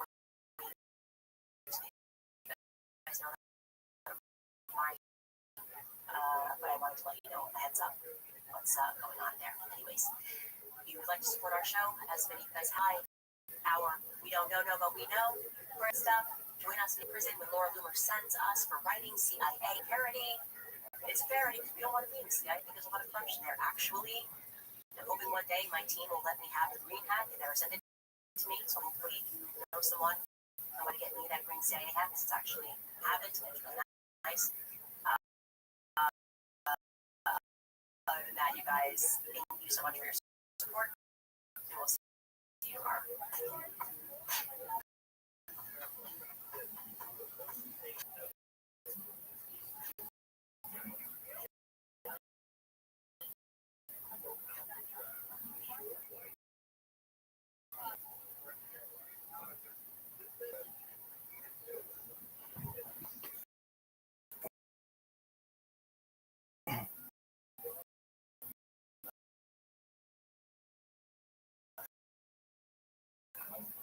Staan we voor onze principes, zoals een verrassen?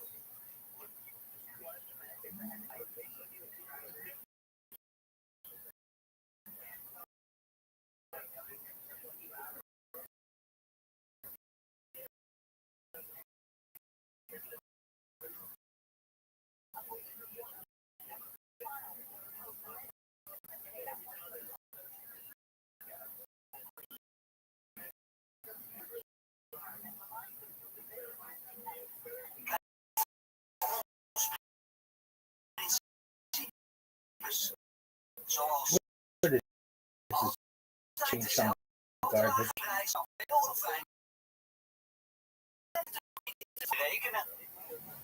All right, you guys, take a much needed break. And as always, as we continue this investigation, we are definitively getting closer. So what do we recall? Well, we were told that Charlie just had healthy bones, that it was a miracle that the gun did not take his neck out and spine somehow stopped it. That Marvel storyline, and therefore we focus our investigation on what actually happened on 9/10 because I have new information and I'm presenting it to the public today. Plus, later on, Emmer has emerged. You know, he's all white men, all white European men are anti-Semitic. He is now releasing text messages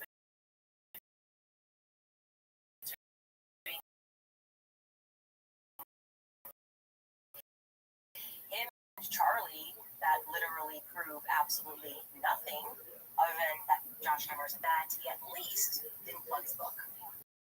Welcome back, Candace.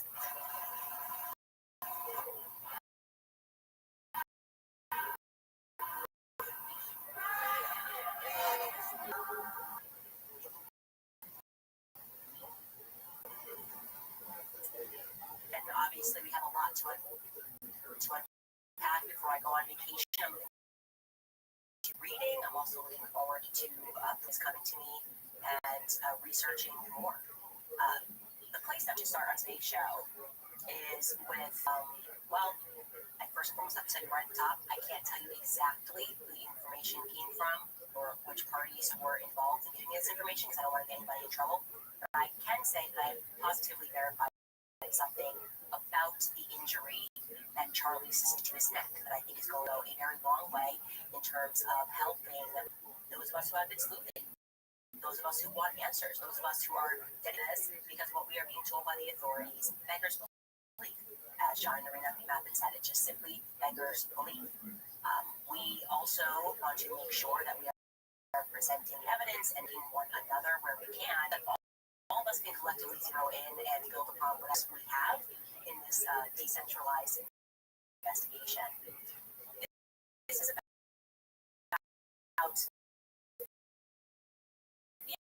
Andrew. Okay, so Andrew Kovacs was a long tweet in which he tried to explain why there was no exit wound. Do you recall this? Long story short, he said, I'm going to read it. I want to address some of the things of an exit wound, about the lack of an exit wound. I'm usually not interested in delving into most of this kind of online chatter, and I apologize if this is somewhat, in this case, the fact that there wasn't an exit wound is probably another miracle, and I want people to know. I just spoke with the surgeon who worked on Charlie and Honorable for a high-powered, high-velocity. I've seen wounds from this caliber many times, and they always just go through everything. This would have taken a moose or two down an elk, etc., but didn't go through. Charlie's body stopped it.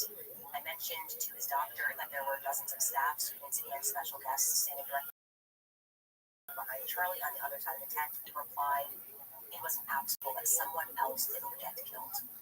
He was so healthy and density was so impressive that he's like the man of steel. It should have just gone through and through. It likely would have killed those standing behind him too. In the end, the coroner did find the bullet just beneath the skin. And that Charlie managed to see the lives of those around him. Remarkable, miraculous. Now, keep that up for just a second. It's really around here. His bone was so healthy. The density was so, and we just went, something's not right. Something's not right. A lot of stuff's not right. I just don't know why a surgeon would be saying something that contributes.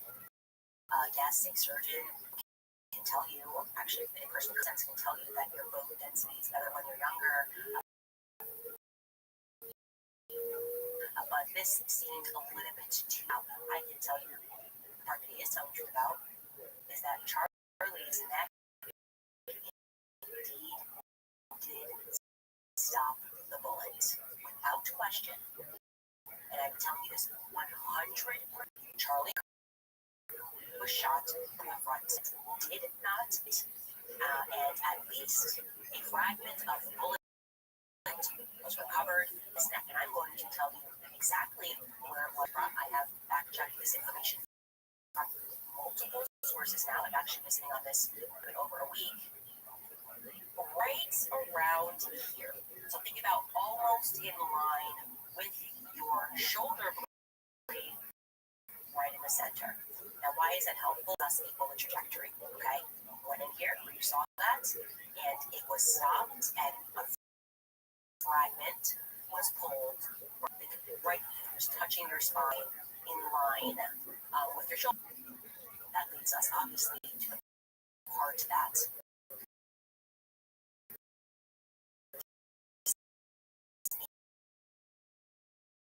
not be for bullets from a 30-06. It didn't recover a bullet from a 30-06, just didn't happen. Okay, we can certainly would have reflected that. Suicide situations is just one example. Medical field friend I've spoken to quite a few. When the gun and death certificate, okay, there is not one death certificate because they did not recover a bullet from 30-06. Hunters and military men, turns out that were absolutely right. And this is why I hate politics, because it requires us to commit to the idea that we were all somehow born yesterday. It really can just, life really can just be a Marvel comic with, or I guess DC comic, where there are men of steel that are able, because they're young, to stop 3,000 energy that is coming at them. That's it. So where does that leave us, guys? Well, the part that is extraordinarily suspicious is Andrew's thing that he had a conversation with the surgeon who offered that it really was just your modern Christian miracle. Charlie was just young and his bones had a lot of teeth, which made him stronger.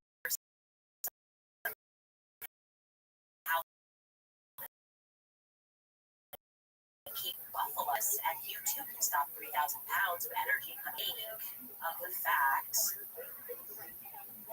that Charlie did not do that. Actually, it means that he was with a completely different kind of gun, obviously. Okay, kind where this would make sense. Cut through him, the kind where it would make sense.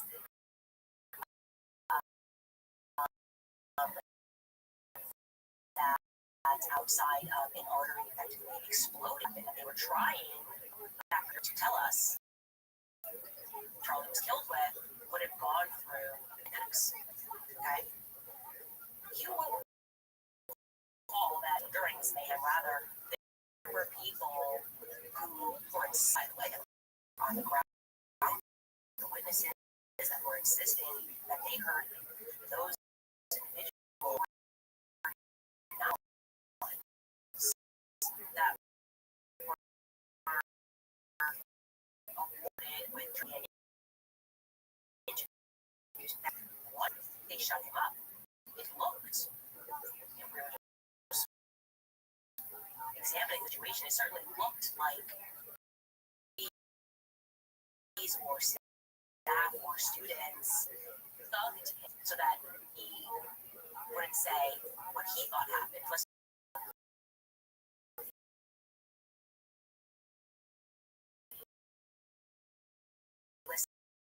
to that. Shot rang out. I looked to my left. I saw him slump over in his chair forward, slumped over. He had blood coming from the left side of his neck, down his shirt, and he... What up? Limestone Cowboy.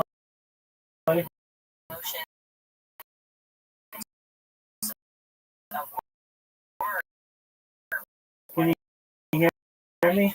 Like a lot on Campbell is? Yo, Limestone Cowboy. How'd you find out about me? That's all I really know about which care. What's good, man? Do you talk? Do you know English? So people speak. It's cray-cray in a good way. Cowboy. Let's read about you. Oh, well, go fuck yourself.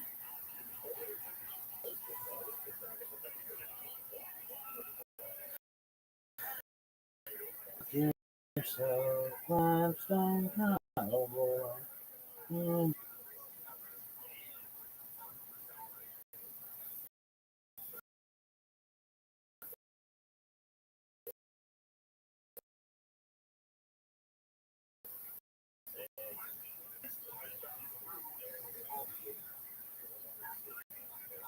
I got one stone cowboy. Boom, boom, boom. If you think through what he said there, a shot rang out and I looked to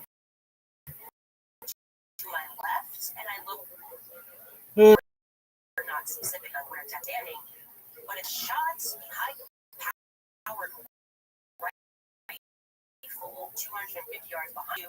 You'd probably look back for the sound from behind you. You would look probably even before your brain came online, your instinct would be to duck to make sure that you're not going to get hit by something that's coming from behind you. Now, to clarify immediately here and to again debunk some other internet conspiracy theories, that's not Andrew Colbert in that video. Is this Andrew Colbert from Turning Point USA hiding him? I spoke to him on this actual day. He definitively flew in to Utah after the shooting took place. He's not therefore on the ground. But the person that is in that video, as soon as I just put up a picture and I said I'd like to identify this person, his friend first left a nasty comment, like, why are you trying to look out for this guy? You did the right thing. How dare we ask questions? Like, how dare we try to get testimony from anybody else that day? Kind of that messages me privately because I reached out and I'm just trying to confirm the story. And I reached out and he says to me, well, paraphrasing here, he doesn't want to speak to you. He doesn't want to speak out in the media. He just doesn't want to do that. And I said, that seems very strange.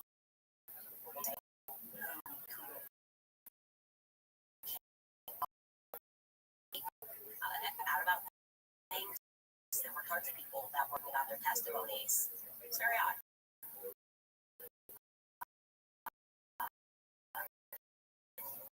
Immediate aftermath of it.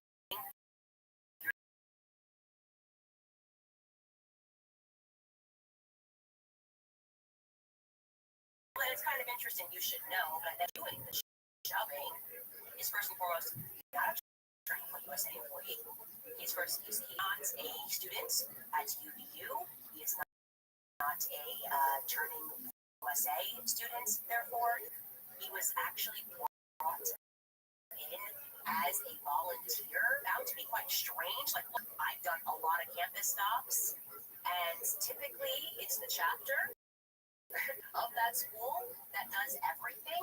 It's a chapter that handles everything. Now, bigger events, they certainly work with other organizations, and it's possible, I guess, it registered to me as odd that a volunteer would have the courage and aggressive manner. I would imagine Turning Point would tell their on campus. But what do I know? Sense now. How do I know that he is not Turning Point USA employee and he's not a UU or Turning Point USA student, college educated from speaking about what he heard? That young man, whose name is Cooper, and I'm very comfortable telling you this because, well, he went on Fox News that to provide eyewitness testimony to exactly what he heard and what he saw. Cooper Brown was an event volunteer who was just feet away from Charlie who got shot. Cooper, what happened? Yeah, so this requires a little bit of background knowledge. So I work for an organization called Leadership in So the Young Americans for Liberty, the Student Life, and the Turning Point USA. And so, at Valley, we had been really, really excited to get one of those Charlie Kirk this semester. And spent weeks and weeks and weeks getting volunteers for this event, and just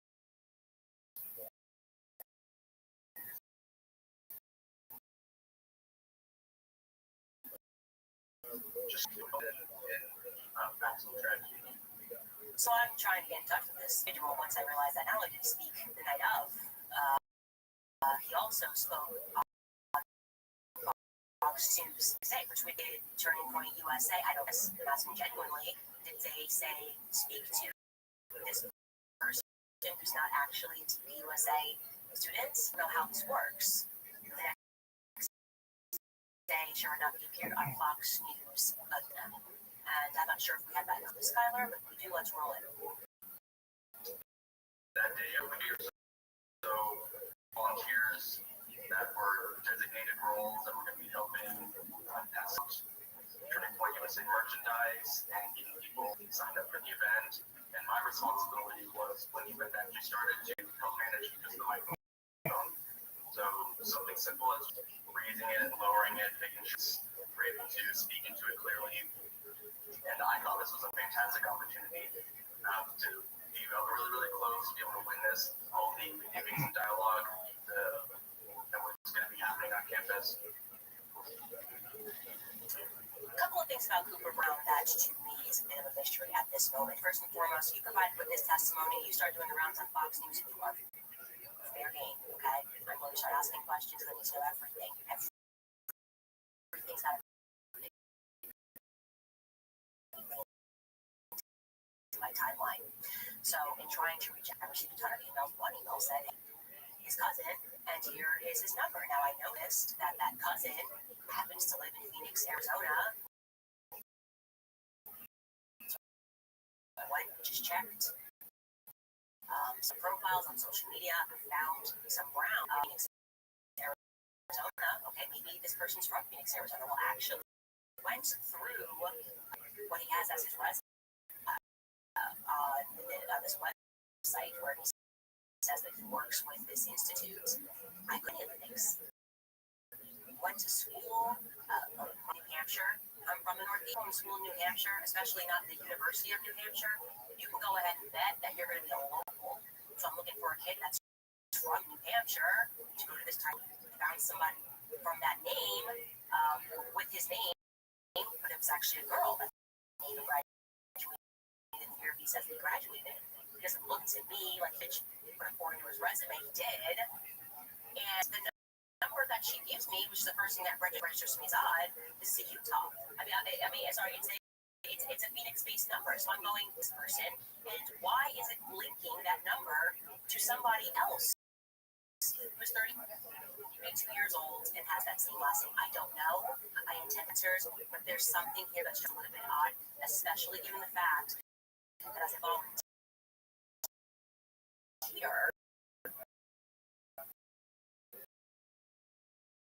as he expresses there, the Utah events, Turning Point USA kids work really hard for these events. They went with a volunteer. I don't know. I'm going to find out. Okay. I don't know. I'm going to find out.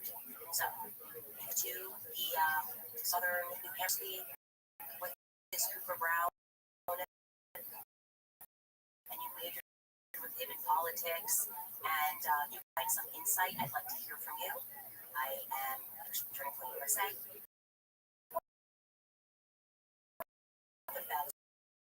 Or anything that makes any practical sense in this scenario.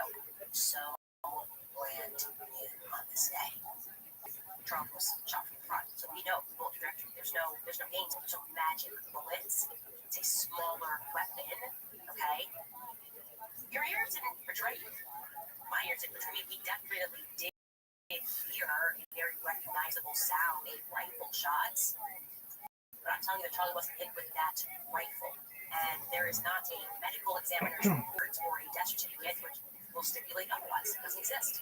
So what exactly are the feds built in your design?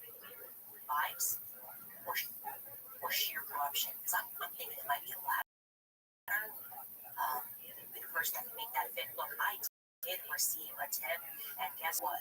Another person in this never-ending brand new cast of characters.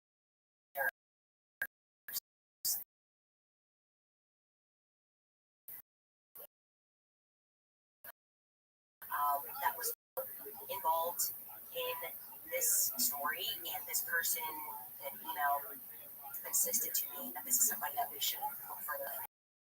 Phaedra Weiss,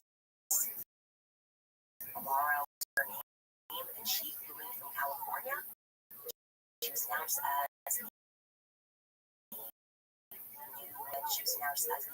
Utah medical examiner, Utah medical examiner in May of 2024. So I'm interested in learning as much as I can about this medical examiner. I'd like to know more about this medical examiner. And if you got more tips. Now, it's possible, given what we know about that type of operations and what we know about the JFK shooting, which we are still not allowed to truth about, we don't know what the truth is. That it is totally plausible. There were multiple people there that day who found out maybe or last hour which one of them was taken up, right? It is likely that a rifle was fired to muffle the sound of a smaller gun, which maybe actually kind of had to, if we're considering the trajectory that I'm telling you, here to here, kind of had to come from the front of Charlie. And I will say that is now my well-informed, likely in the audience. And that goes a long way, by the way, in terms of trying to explain why they're maybe hiding the footage from behind Charlie's head. Maybe tons of other cameras. That one gets grabbed first. It seems definitively a lot of lying going on. I told you Tyler would lie. Just lie. The person who took the cameras down was absolutely not instructed to do so by law enforcement. It just wasn't. Okay? Also, why grab the one behind his head first? Of all the cameras, why that one first and foremost?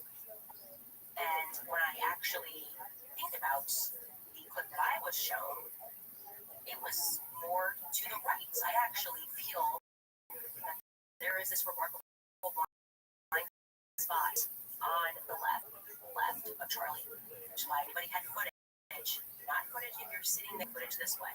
But if you are Charlie, I want to see what he would have seen looking slightly to his left.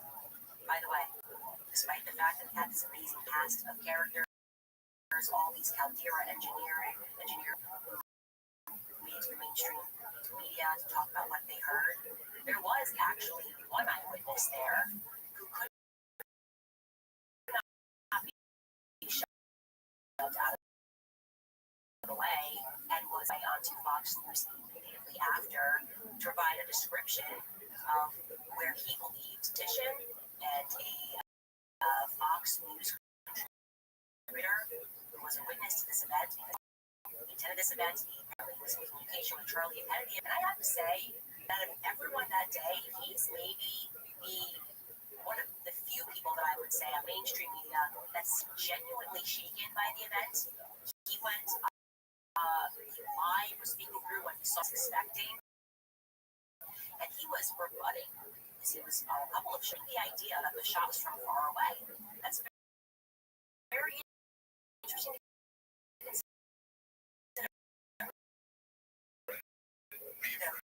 And makes good more to up to 5 years old. I have any necessarily badness to her, but didn't feel right. He's traumatized, however, genuinely when looking at the footage, he seemed genuine, he says. He went to the shot. being there, seeing it within, it seemed like it was a close shot. Such that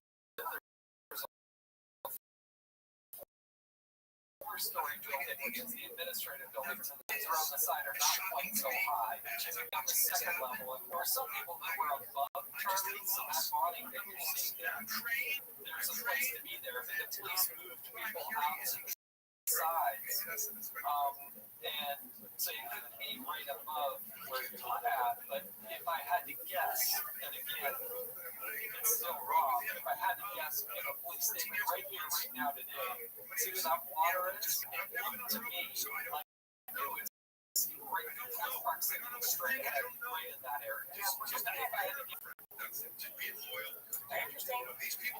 And then elsewhere, when you're on Fox News, people are saying shots from like the Lofi building. He doesn't believe that. Jason Javits, he's been honest about his background. His parents are in the government. They're literally FBI. That shock, telling lies. Clearly, it's possible that people are terrified of this. They are very much aware.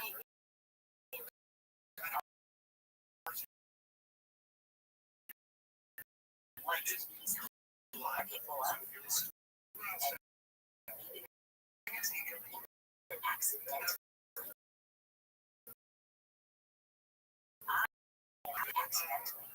This is a narrative. Charlie to see the light of day. Never was allowed to see the light of day that way. It's a 30-06 bullet, right? Instantly. A 30-06 bullet. When they were digging stuff up, and there it was, and it went for we wouldn't have known wiser, right? So what else is telling us that Banger's showing Battle Mercy. And I think they were going to say, or the other option, like it completely took his neck out, we wouldn't have been any wiser.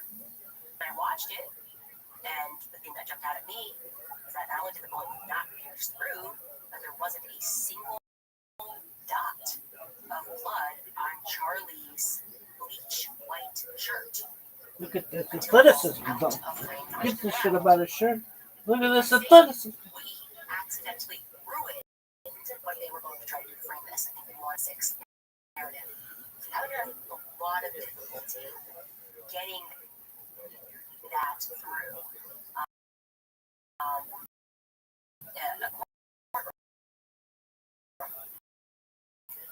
It is obviously not a miracle plea that what we should be looking for are two people that had weapons that day. Somebody that was in the audience with a rifle. That explains also why, by the way, when I take a look, adults, there's no UVU kids that were in the mainstream media Coopers, not even a kid, it's a TV US kid. Why were they not able to find students to say what it is that they heard? Really interesting is I told you guys already about Nick assisting me on the ground. One of the first things he said to me was that I felt like they were coming around, the beds were coming around, and they were trying to implant X. So he was like, I felt like there were people walking around that we didn't recognize, and they were like, we heard one shot, we heard one shot, we heard one shot. And he's like, I know that sounds weird and conspiratorial, but it seems like they were trying to make us believe that this is what we heard. And it's interesting also because remember when Phil Lyman gave us his footage and he walks outside of that, the two now famous goth girls who are not goth at all and they're just wearing black, they say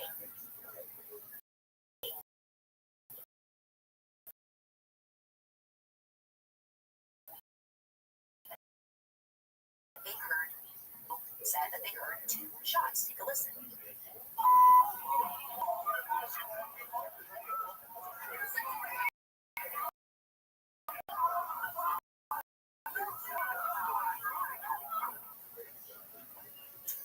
What can I say, guys?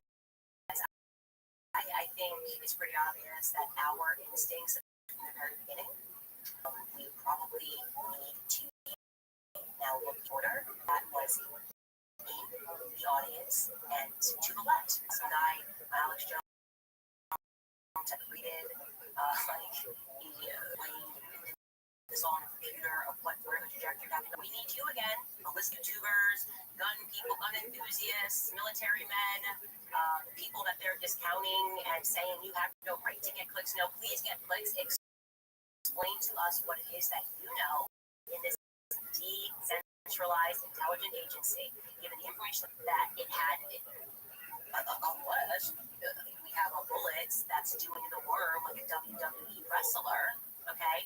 Bullets fire straight. And this one went straight into the front, left lower side of his neck.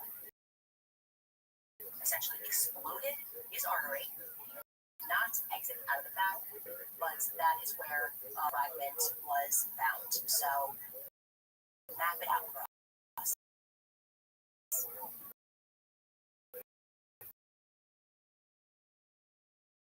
There's something else, Lyra, engineering. Caldera engineering. Now, I said, very black me is weird. All I was trying to do at that point was not looking at Caldera engineering, but rather to track down the footage.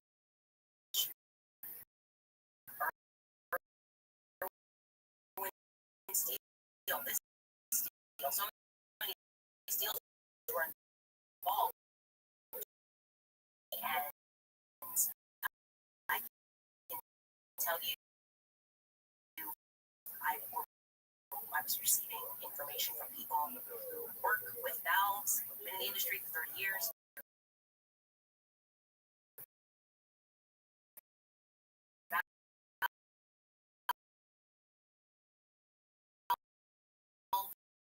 Something wasn't right, but you can't just, that is incorrect. To prod further, another person gave us a tip and said, hey, you know, there's literally who works in Caldera Engineering who is a professional actor. No background in engineering, went to school for theater, worked in theater.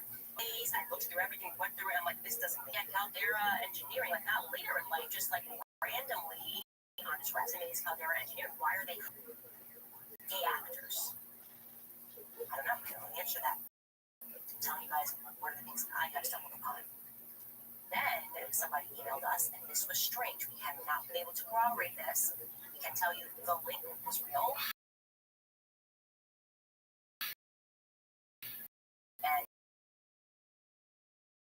And that may not be incorrect, but there was an Israeli individual who was listed as the founder of Caldera, said that they did projects in Israel. I don't know what projects they worked on. Or it was importantly that that individual is still working with it, funny names and scraping and long is has a very long background in engineering and Israel together. And that's the initial thought. It was not, but speaking our interest now, we are our, I would say, at best, because that you just determine that we were, but just our bad luck, the company was established in 1997, so we'll be able to get those coordination LLC docs. You can find LLC docs in general, but I those until the early 2000s, and you get anything where you're going to see actual formation docs. You can see changes they made in the early 2000s. You can see the manager, the president, all that stuff we found. I'd love to find those base formation docs, and in order to get them, you have to go in person somewhere. And I am certain I'm not going to be able to get my hands on that. Something else that was really interesting as I was looking at Caldera Engineering was that we opted to, in the very early years of their company,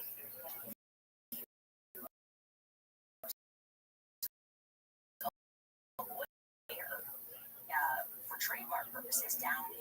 I know this lawyer.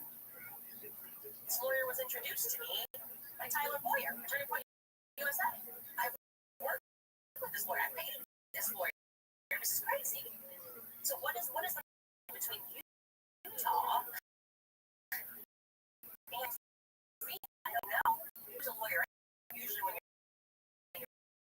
know, I now have a ton of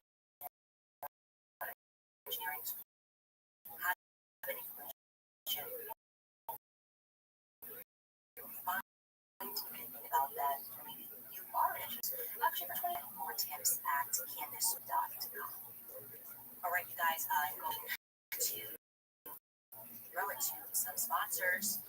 First and foremost, pre-warning, you guys know I love them because I've watched too many people who I'm close to vilify for saying the truth and injustice for that. But I've also realized that people aren't feeling encouraged and are done with playing defense, not watering down what people believe.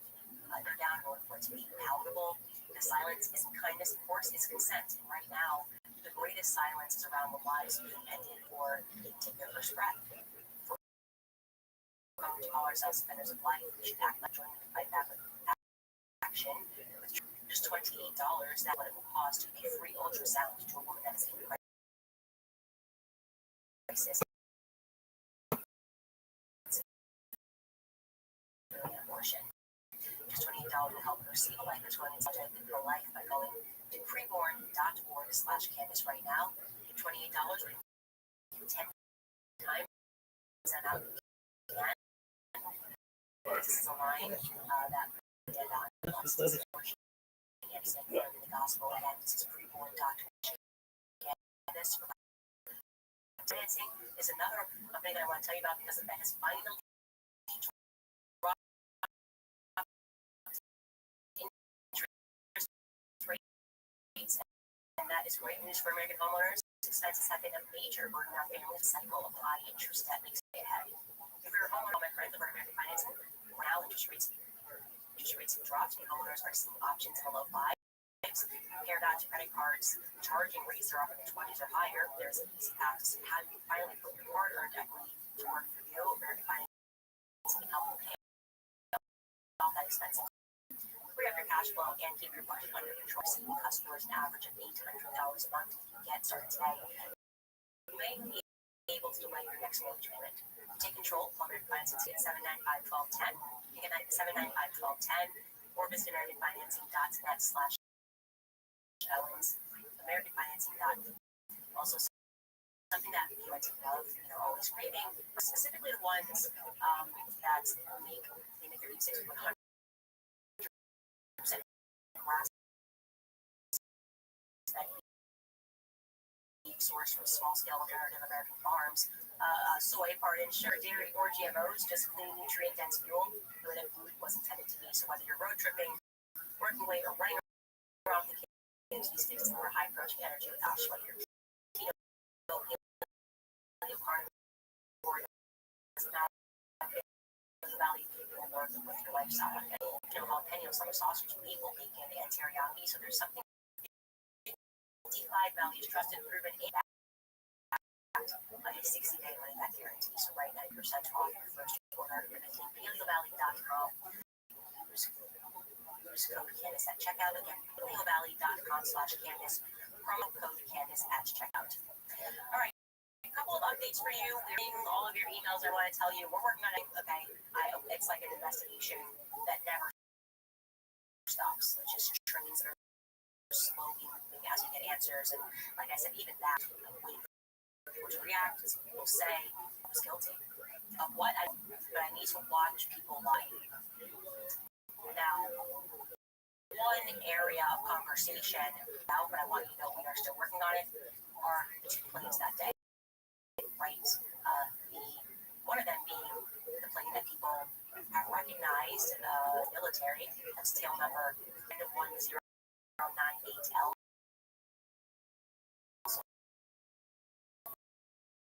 This plane, Utah, right about the time that Charlie got killed. This plane is being sent there for, but the fact that this plane had been used in the military, right? Fully alerted people to the fact that they had some knowledge. This plane may have had some knowledge of what was going to. But one thing I want to clarify for you is that plane was being contracted. You guys noticed it was owned by Rothschild LLC. For more information, I just want to let you recognize that it is strange. It did happen. There's no question. I've been saying from the beginning, this was a military operation. It's very obvious. The more the onion is very obvious. This was a military operation.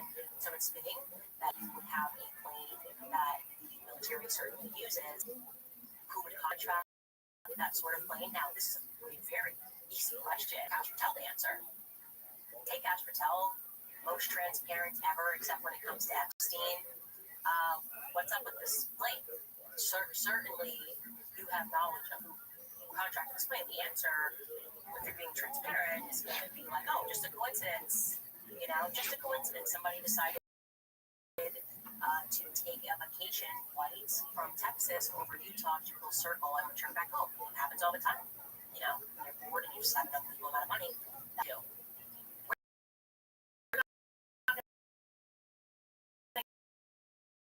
Those answers from Cash Patel about that plane, we're not even getting straight answers. You. Okay, I need some press. I'm ready. Whenever you are. Yes, ma'am. You're going to have an invitation in 10, 9, 8, 7,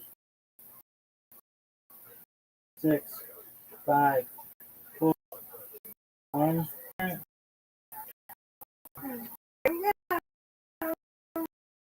Yes, ma'am. Let's do it. Yeah, do it. Oh no. One of the most difficult shots in the history of humankind.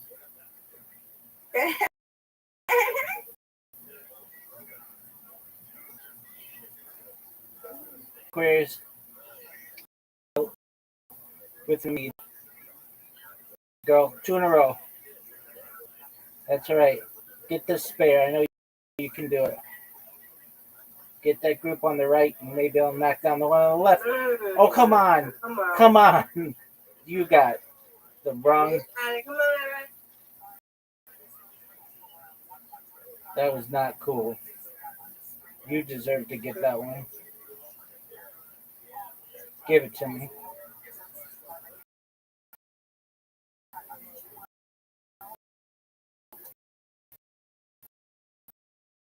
All right, it's comeback time. And put this game out of reach. Put it out of reach, girl. A beautiful, beautiful round. Kids, if you're watching this in the future, this is how you do it. Oh, beautiful bear. She's unbelievable, folks.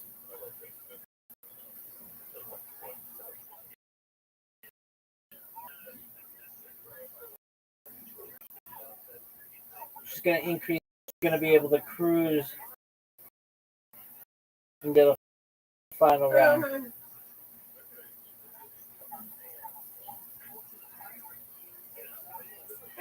Come on, everybody, got it. Ma'am, no one is touching you.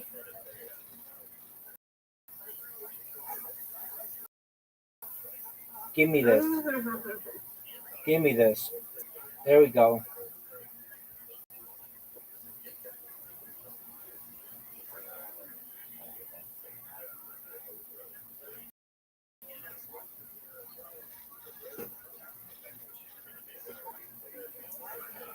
Miss Aquarius, deliver low here. Get these 3.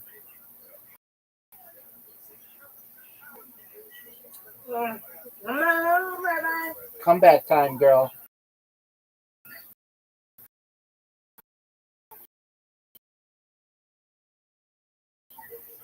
Come back, Sam. Let's go. Come on. Give it to me. You're going to get it, girl. You're going to get it.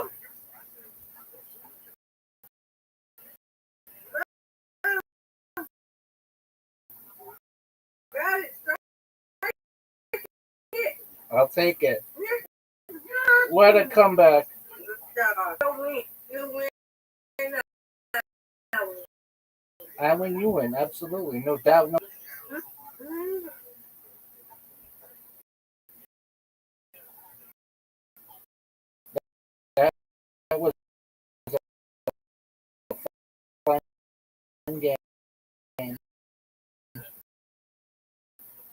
All right, Miss Aquarius, Yeah, his turn. that This, was. that's No, a tough. don't worry about it. That's tough. You can wait for it. We got it.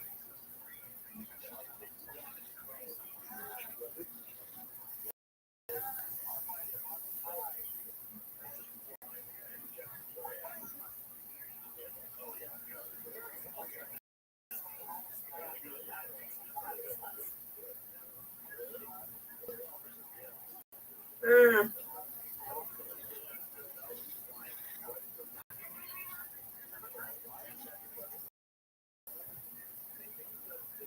All right, come on.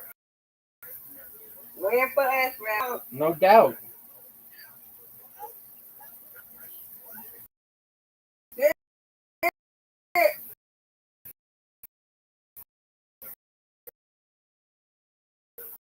Oh, this is tough. This is tough. Hmm?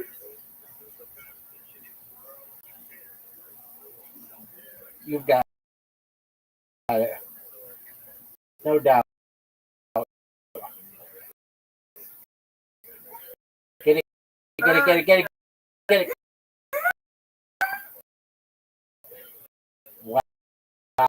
Wow. Big shot. Mm-hmm.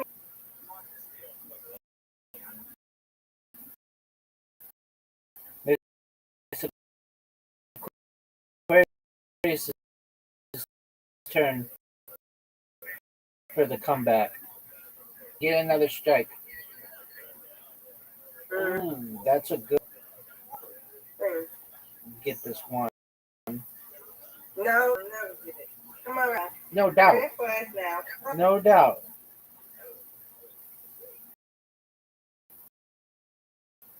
I'll get these two right in the middle. Go. Waiting for us. Got them. Got it. Yeah. Get it, girl. Mm.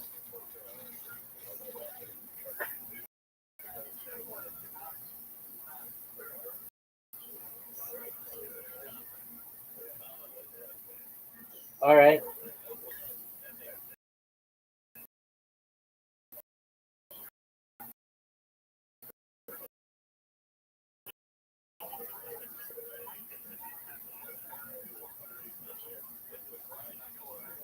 Yeah. End it. Man. All right, I'll take you. Win, I win, Miss Aquarius. I win, you win.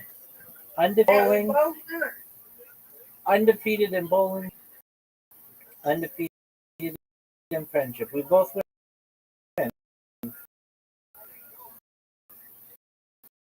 Yeah. Good job. Now for well-deserved rest. Yeah. Good on you. Yeah. Okay. I'll see you in the morning, guys. Willing. Sweet dreams, God willing. Sweet dreams. To Miss Aquarius. Maxfield, his wife Shalane Maxfield, they sold some company for billions, I believe, and they now just run a human sex trafficking organization in Utah. That was that plane that kept 888 is what I actually remember. And it seemed as though that plane left. It went to Page, Arizona, and it appeared that Derek Maxfield on Instagram clarified that the air traffic control center was an agreement that they could stop transponding. That plane never stopped transponding. What the truth is, and I'm not even pretending that we're ever going to get the truth, what I can tell you is that the investigation that we have been privately conducting more questions and answers. Obviously, multiple pilots, people that work at these airports, people who are invested in this story have reached out, and I'm grateful for that. Multiple people have been confirmed that this plane was lit on fire that day. It was supposed to land in Page, Arizona. A millionaire FBO. Last second, it made a change. As you guys know, FBO is just a private terminal. So if you're in a public airport, you go to Terminal 7. If you're FBO, and it has a name. So that plane was supposed to land into an FBO called Millionaire. Last second, that plane decided to change and say, we are going to instead a different FBO. Apparently it's signature. That's certainly what we were told. But there's something off about that because when people are trying to look into it, that person said, I don't know what you're talking about, no plane ever landed here.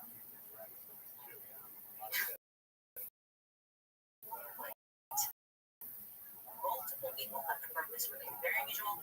They're guarding information about this plane. That doesn't make sense. I don't like that we've got feds guarding no information, Dairy Queens. I don't know.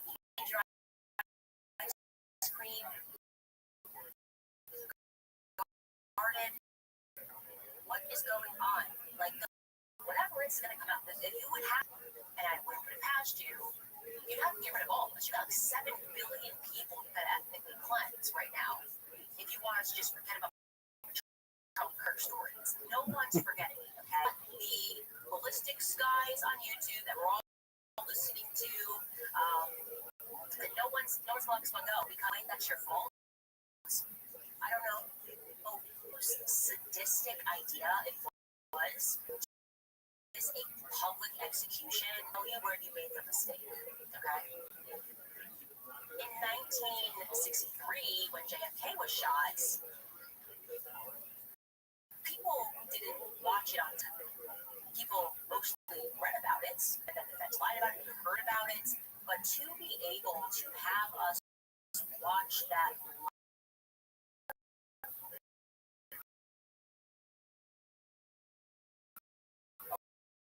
around the world, scared, and yeah, that happened. That corruption is allowed to be like this. Just so blatant and so as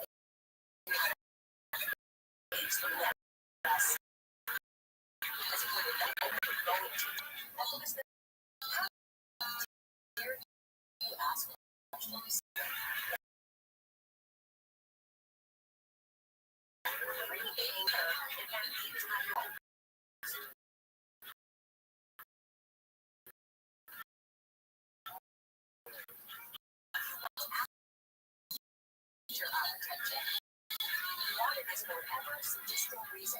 Execution that stirs me. Chongqing. So you get what you get. Okay? This is the internet generation. You get TikTokers that are asking questions. You get our military guys, you get our ballistic boys. You get the TikTok medium psychic ladies. You get everybody. All of us are here. Okay? We're all different types of characters here. But we're running this. Okay? We're running this. We're not going to be nice. Any substitute teachers, they try to throw it in there. Try to calm down. No, we're not doing that. We're not calming down. We're pretty upset. We're going to stay upset. Anyways, I'm going to tell you guys also an update about Josh Hammer. He really is an idiot. First of all, it's just funny. I should have pulled it up.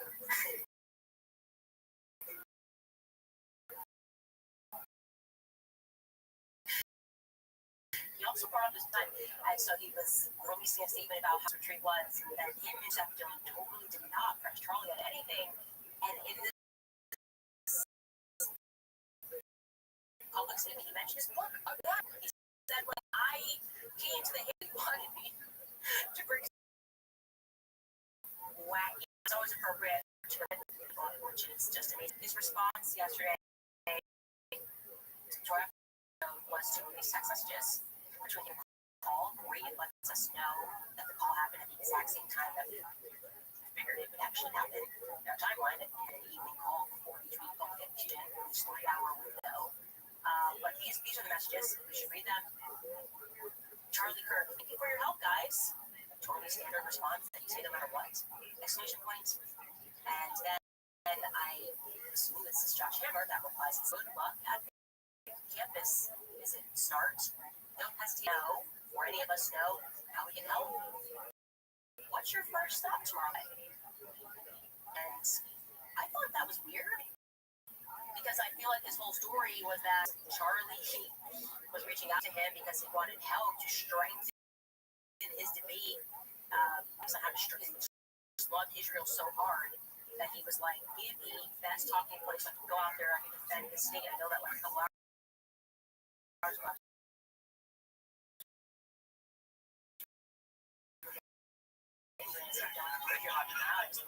Teach me how to debate. That's what he told us. So we're supposed to do. That's what the call was about. I don't know. I feel like we would maybe know that maybe come up in a call prepping for his debate tomorrow.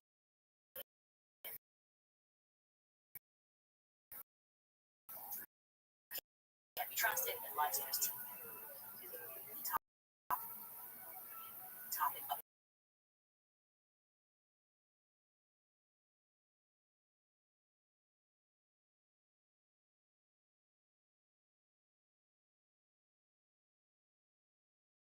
Israel is going to partially withdraw troops from Gaza. Hamas is going to release remaining hostages. And this is expected to happen on October 7th, about October 7th. And yeah, like hundreds of thousands of Palestinians missing, and they have destroyed 5% of Gaza. And they're going to try to tell us that we've reached peace. At the center of it was Jared Kushner. They arrived on Wednesday morning to represent us negotiators from Israel and Hamas negotiators from Qatar, Egypt, and Turkey also purchasing news. Wow, that's amazing. Trump put a statement on Truth Social. I'm very proud to announce that Israel and Hamas have both signed off the first phase of our peace.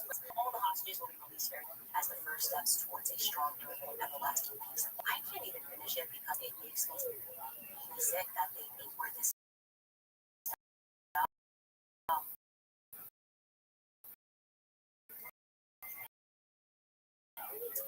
85 guys.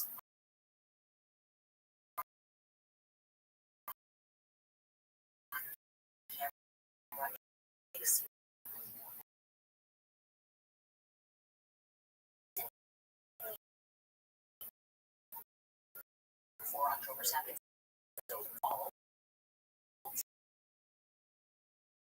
This isn't just, well, we are supposed to, usual, we got no need to get done, and now we're supposed to thank them. We're supposed to thank the monsters that did this.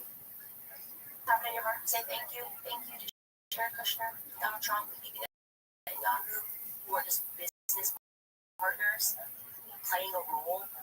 I mean, let's roll the clip back from Jared Kushner. They sat down at Harvard, saw operation. Their aim, this is February 15, 2024. Leaders on the part of Arabs, and I'm sure you talked to a lot of them who think once Gazans leave, yeah, it's never going to let them back in. Maybe, but I'm sure there's much left in Gaza.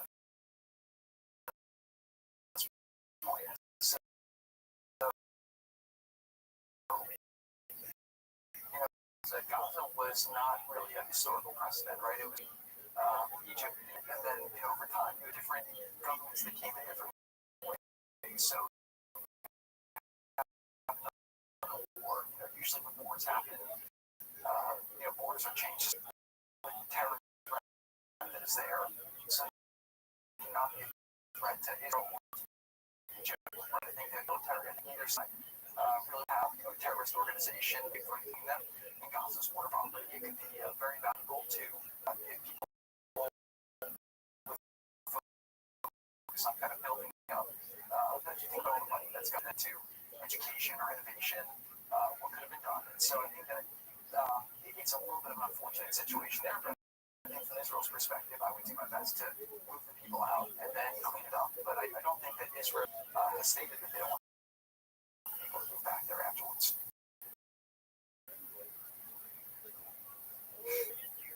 Trump doesn't know about these funds, by the way. Like cleansing, but they could profit on the turn into a beach town. So let me say this. This is our memory. Okay? This is a Holocaust. The Holocaust just happened. A real Holocaust just happened. We'll never forget this. You have to tell your children what happened in Gaza. Tell them exactly who did it. Exactly whose families were.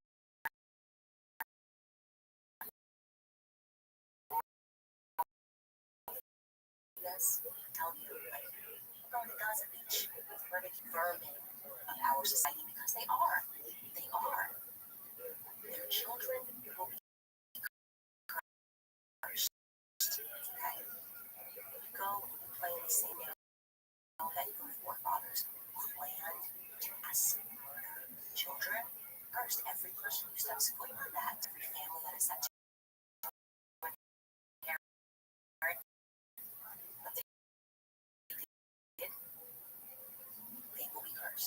choice. Gaza belongs to nobody but the Palestinians. And when the Trump Hotel gets built on there, I caution the rest of the world to stay far away from cursed land because something is coming. You can't commit that much evil in broad daylight and not think it's going to come back to haunt you.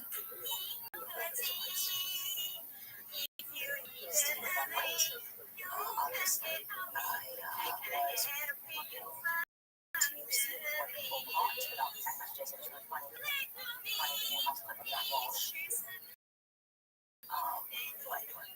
very funny. And he's not the Trump messages actually because he said, couldn't believe he said that not too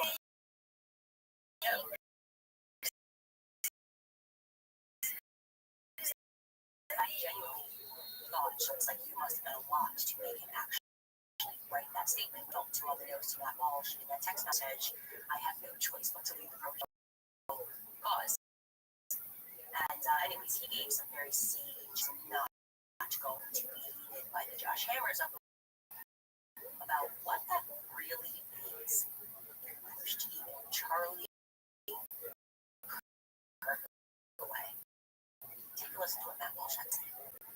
And at some point, really be honest with yourself and engage in some actual, you really do. Because you're losing the argument. You are. And I've never seen any side of any argument lose this much support this quickly. I can't think of any other example of something like this. And if you're on that side of courage and humility to ask yourself what you're doing wrong. It's never too late to say Kanye was right. Never too late. I'd like to say that. Kanye was right. His behavior, it's how they treat people. Statements like that, like just pretending like we're here when we do nothing cleansing. That was pre-planned. We're just better. We should get a peace prize.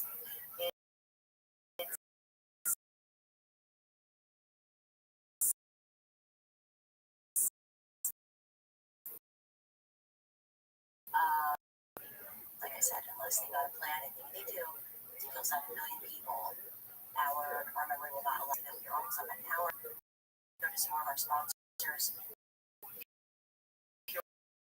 First and foremost, our society works with retribution. Any proudly supports. They sponsor my show, which allows me to stand strong behind, which support brands and defend freedom and values. I encourage you to switch your wireless service to Pure Talk or get great 5G couple and secure network. Truly will of money. Pure Talk will lead to American jobs and supporting small business. So if you are a small business owner, you can save even more while enjoying lifelong service to their companies who share your values, go to puretalk.com. That's a switch to my wireless company, Pure Talk. And again, you'll save an additional 50% off your first month. Pure.com/Wednesday was when telling you about 7 weeks. You already drink coffee. In 7 weeks in America, the Pro-Life Coffee Company has had a mission to fund a pro-life movement, 1 cup of coffee at a time. And we just hit an amazing milestone, over $1 million donated to the pro-life. Now, why it's called 7 weeks, you already know, because the 7 weeks of BB is the size of coffee bean. It's the same time a heartbeat is clearly detected on an ultrasound. That's why they donate 10% of every sale to support pregnancy care centers across all 50 states, providing life-saving ultrasounds, resources for moms in need, and it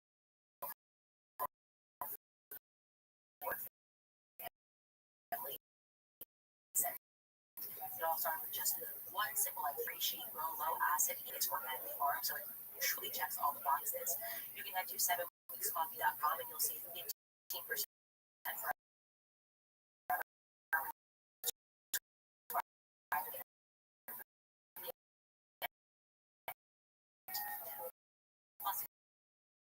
use code Candace, you'll get an extra 10%. That's a 25% total savings on your first order, plus your free gift. Remember, order will directly help support a network of over 1 million with skincare. There is a reason that we all love fall. There's Christmas, there, the changing leaves, the season of transition, the new autumn wind, tired, dry, dull. You are looking in the mirror and is skincare. Maybe the reason that my skin stays clear, firm, and well, no matter what the weather brings, their 3-step anti-aging routine is perfect for this seasonal shift. It's packed with powerful, quickly active ingredients that work to restore your skin's barrier, which is exactly what you need to fight off that dry autumn hair. Boost collagen production to help with those fine lines. That you have this summer, which I love most, and it's proudly the world of skincare that's dominated by 4 brands. It formulates and produces everything right here in the USA. Deliver world-class quality while staying true to the values that we hold dear, which is faith, family, and freedom. You shouldn't have to compromise your values to get good skincare. So go ahead and get an exclusive 10% off your order at mimiskincare.com. Use code CANDACE at checkout. Supportbrand.com, promo code Candace. All right, guys, what is on your mind? A lot of information. More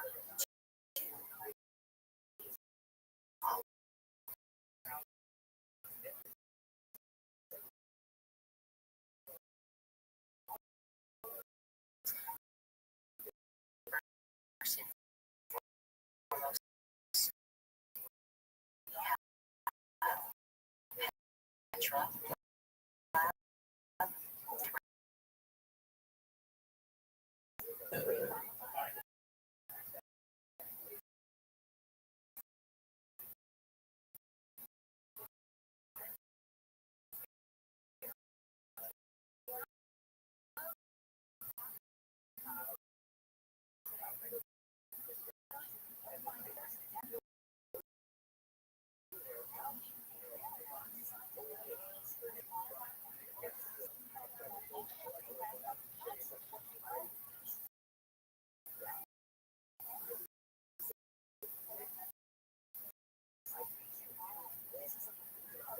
Back at it again. The spider and the kid.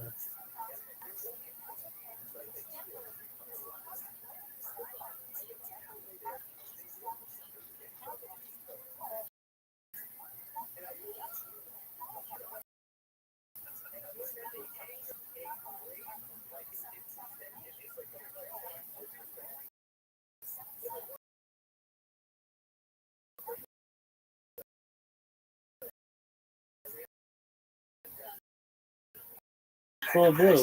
Throat apparatus. Pine.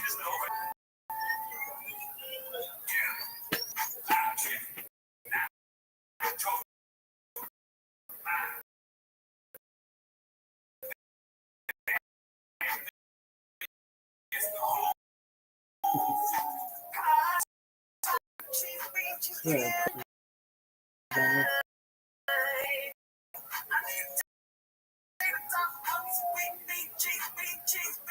Athleticism.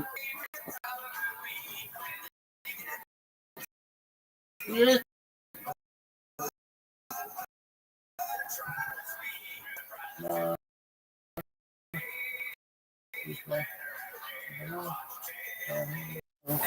that's not why you're here. Join the Patreon, join the Reddit. On the Patreon, we watched Ellen DeGeneres' new special. I believe it was called Angry Bitch. Oh God, no, I don't know what was it called. Something about like need your approval. Need your approval, or something like that. Yeah. But anyways, that's on the Patreon. If you want to get about it, go join the Patreon. Subscribe to the YouTube. If you aren't subscribed already, we're thinking about killing anyone that's not subscribed to this YouTube. Jordan's thinking about that, maybe. Podcast, but you know what I mean? What? I thought you were gonna say something good. We got to 10,000. So last one, we're endlessly thankful for that. It's growing more, so that's good. But anyways, that's not where they're here. The new goal is 65,000. Yes, I'll take that. Absolutely. It's not why they're here. They're here to watch Tim is the shop. Start the third. Play the chin clip.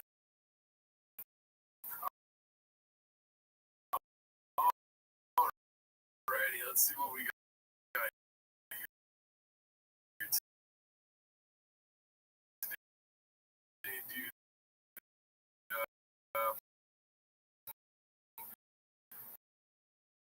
The first one comes from Cats for Christ, I believe. It's down for nuts. Turn down for nuts. It drives me fucking. It's not even the sandals it said. Trying to be gay.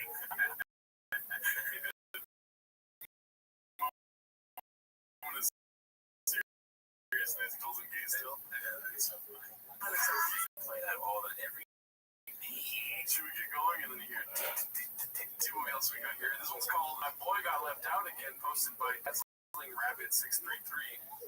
It looks like Joseph Rogan, Dinner with the Boys, Brian Callen. Who is this? I don't know. Oh, that's that one guy, Charlie Daniels, or what is his name? What's that one guy down on Kill Tony? Oh, Chad? Cameron Haynes. It's not Charlie Daniels. No, it's not Chad Daniels. Not Charlie Daniels. Cameron Haynes sounds familiar. I think that's an influencer before. Yeah. I thought that was Tim Kennedy on the side, but I don't think it is. Evan Hafer, not a real. That's woke Tim Kennedy. Look at that. That's woke. To left. Turn down for that. What time do you think if you had to say each of these men woke up in the morning? Cameron Haynes, 4:34. Whatever time doesn't get set. Evan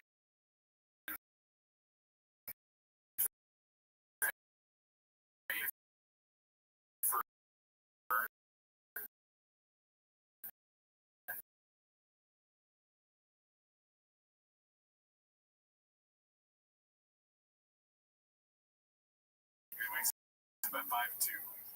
Okay, so a little bit after. Oh, 5'2", the height.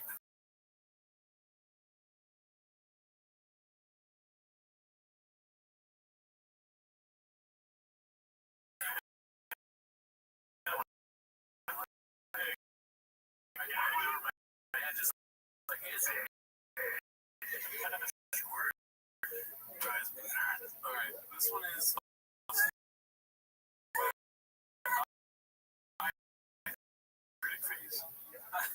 I side joke her on the food or eating system if you didn't movie reviews. Netflix blockbuster. That's it. And the cold cheese. Trying to be Michael Corleone. Yeah. The Cheetos part. Yeah. I don't know. It just looks like he just got done with the tour of war. He's going to take over the family business. You know what I mean? And the Godfather, I think he looks more Godfather here because it looks like there's some weird tear there. Yeah. And also, Mark Brando had like slick back hair, I think, in that. You come to me on the day, but not as Kadusha kind of shit. You come to me on the day I get my trouble with. My trunk, you guys go so much better. Come to me in the damn my daughter's trunk. Awesome. All right, let's see the next one. I have one usual 4460. Just in the bleeds, taking pictures with Dana. What are the odds? Hashtag numbers guy talking about Eskimo Brothers. It says it's Brian Kellum with Dana White, and who is this now? That I don't know.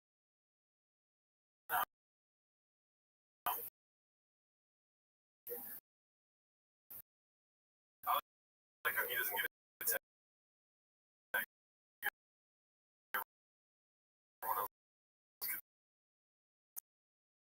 gets a nice little tag. It's this done. It's some random guy. This is.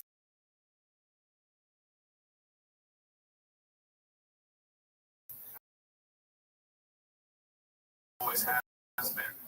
As you can see, it is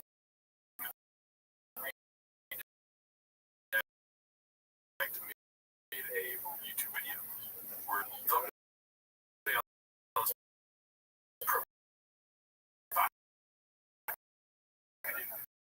says Brendan Chop tweeted Showtime is nothing. Damn, he really tweeted that?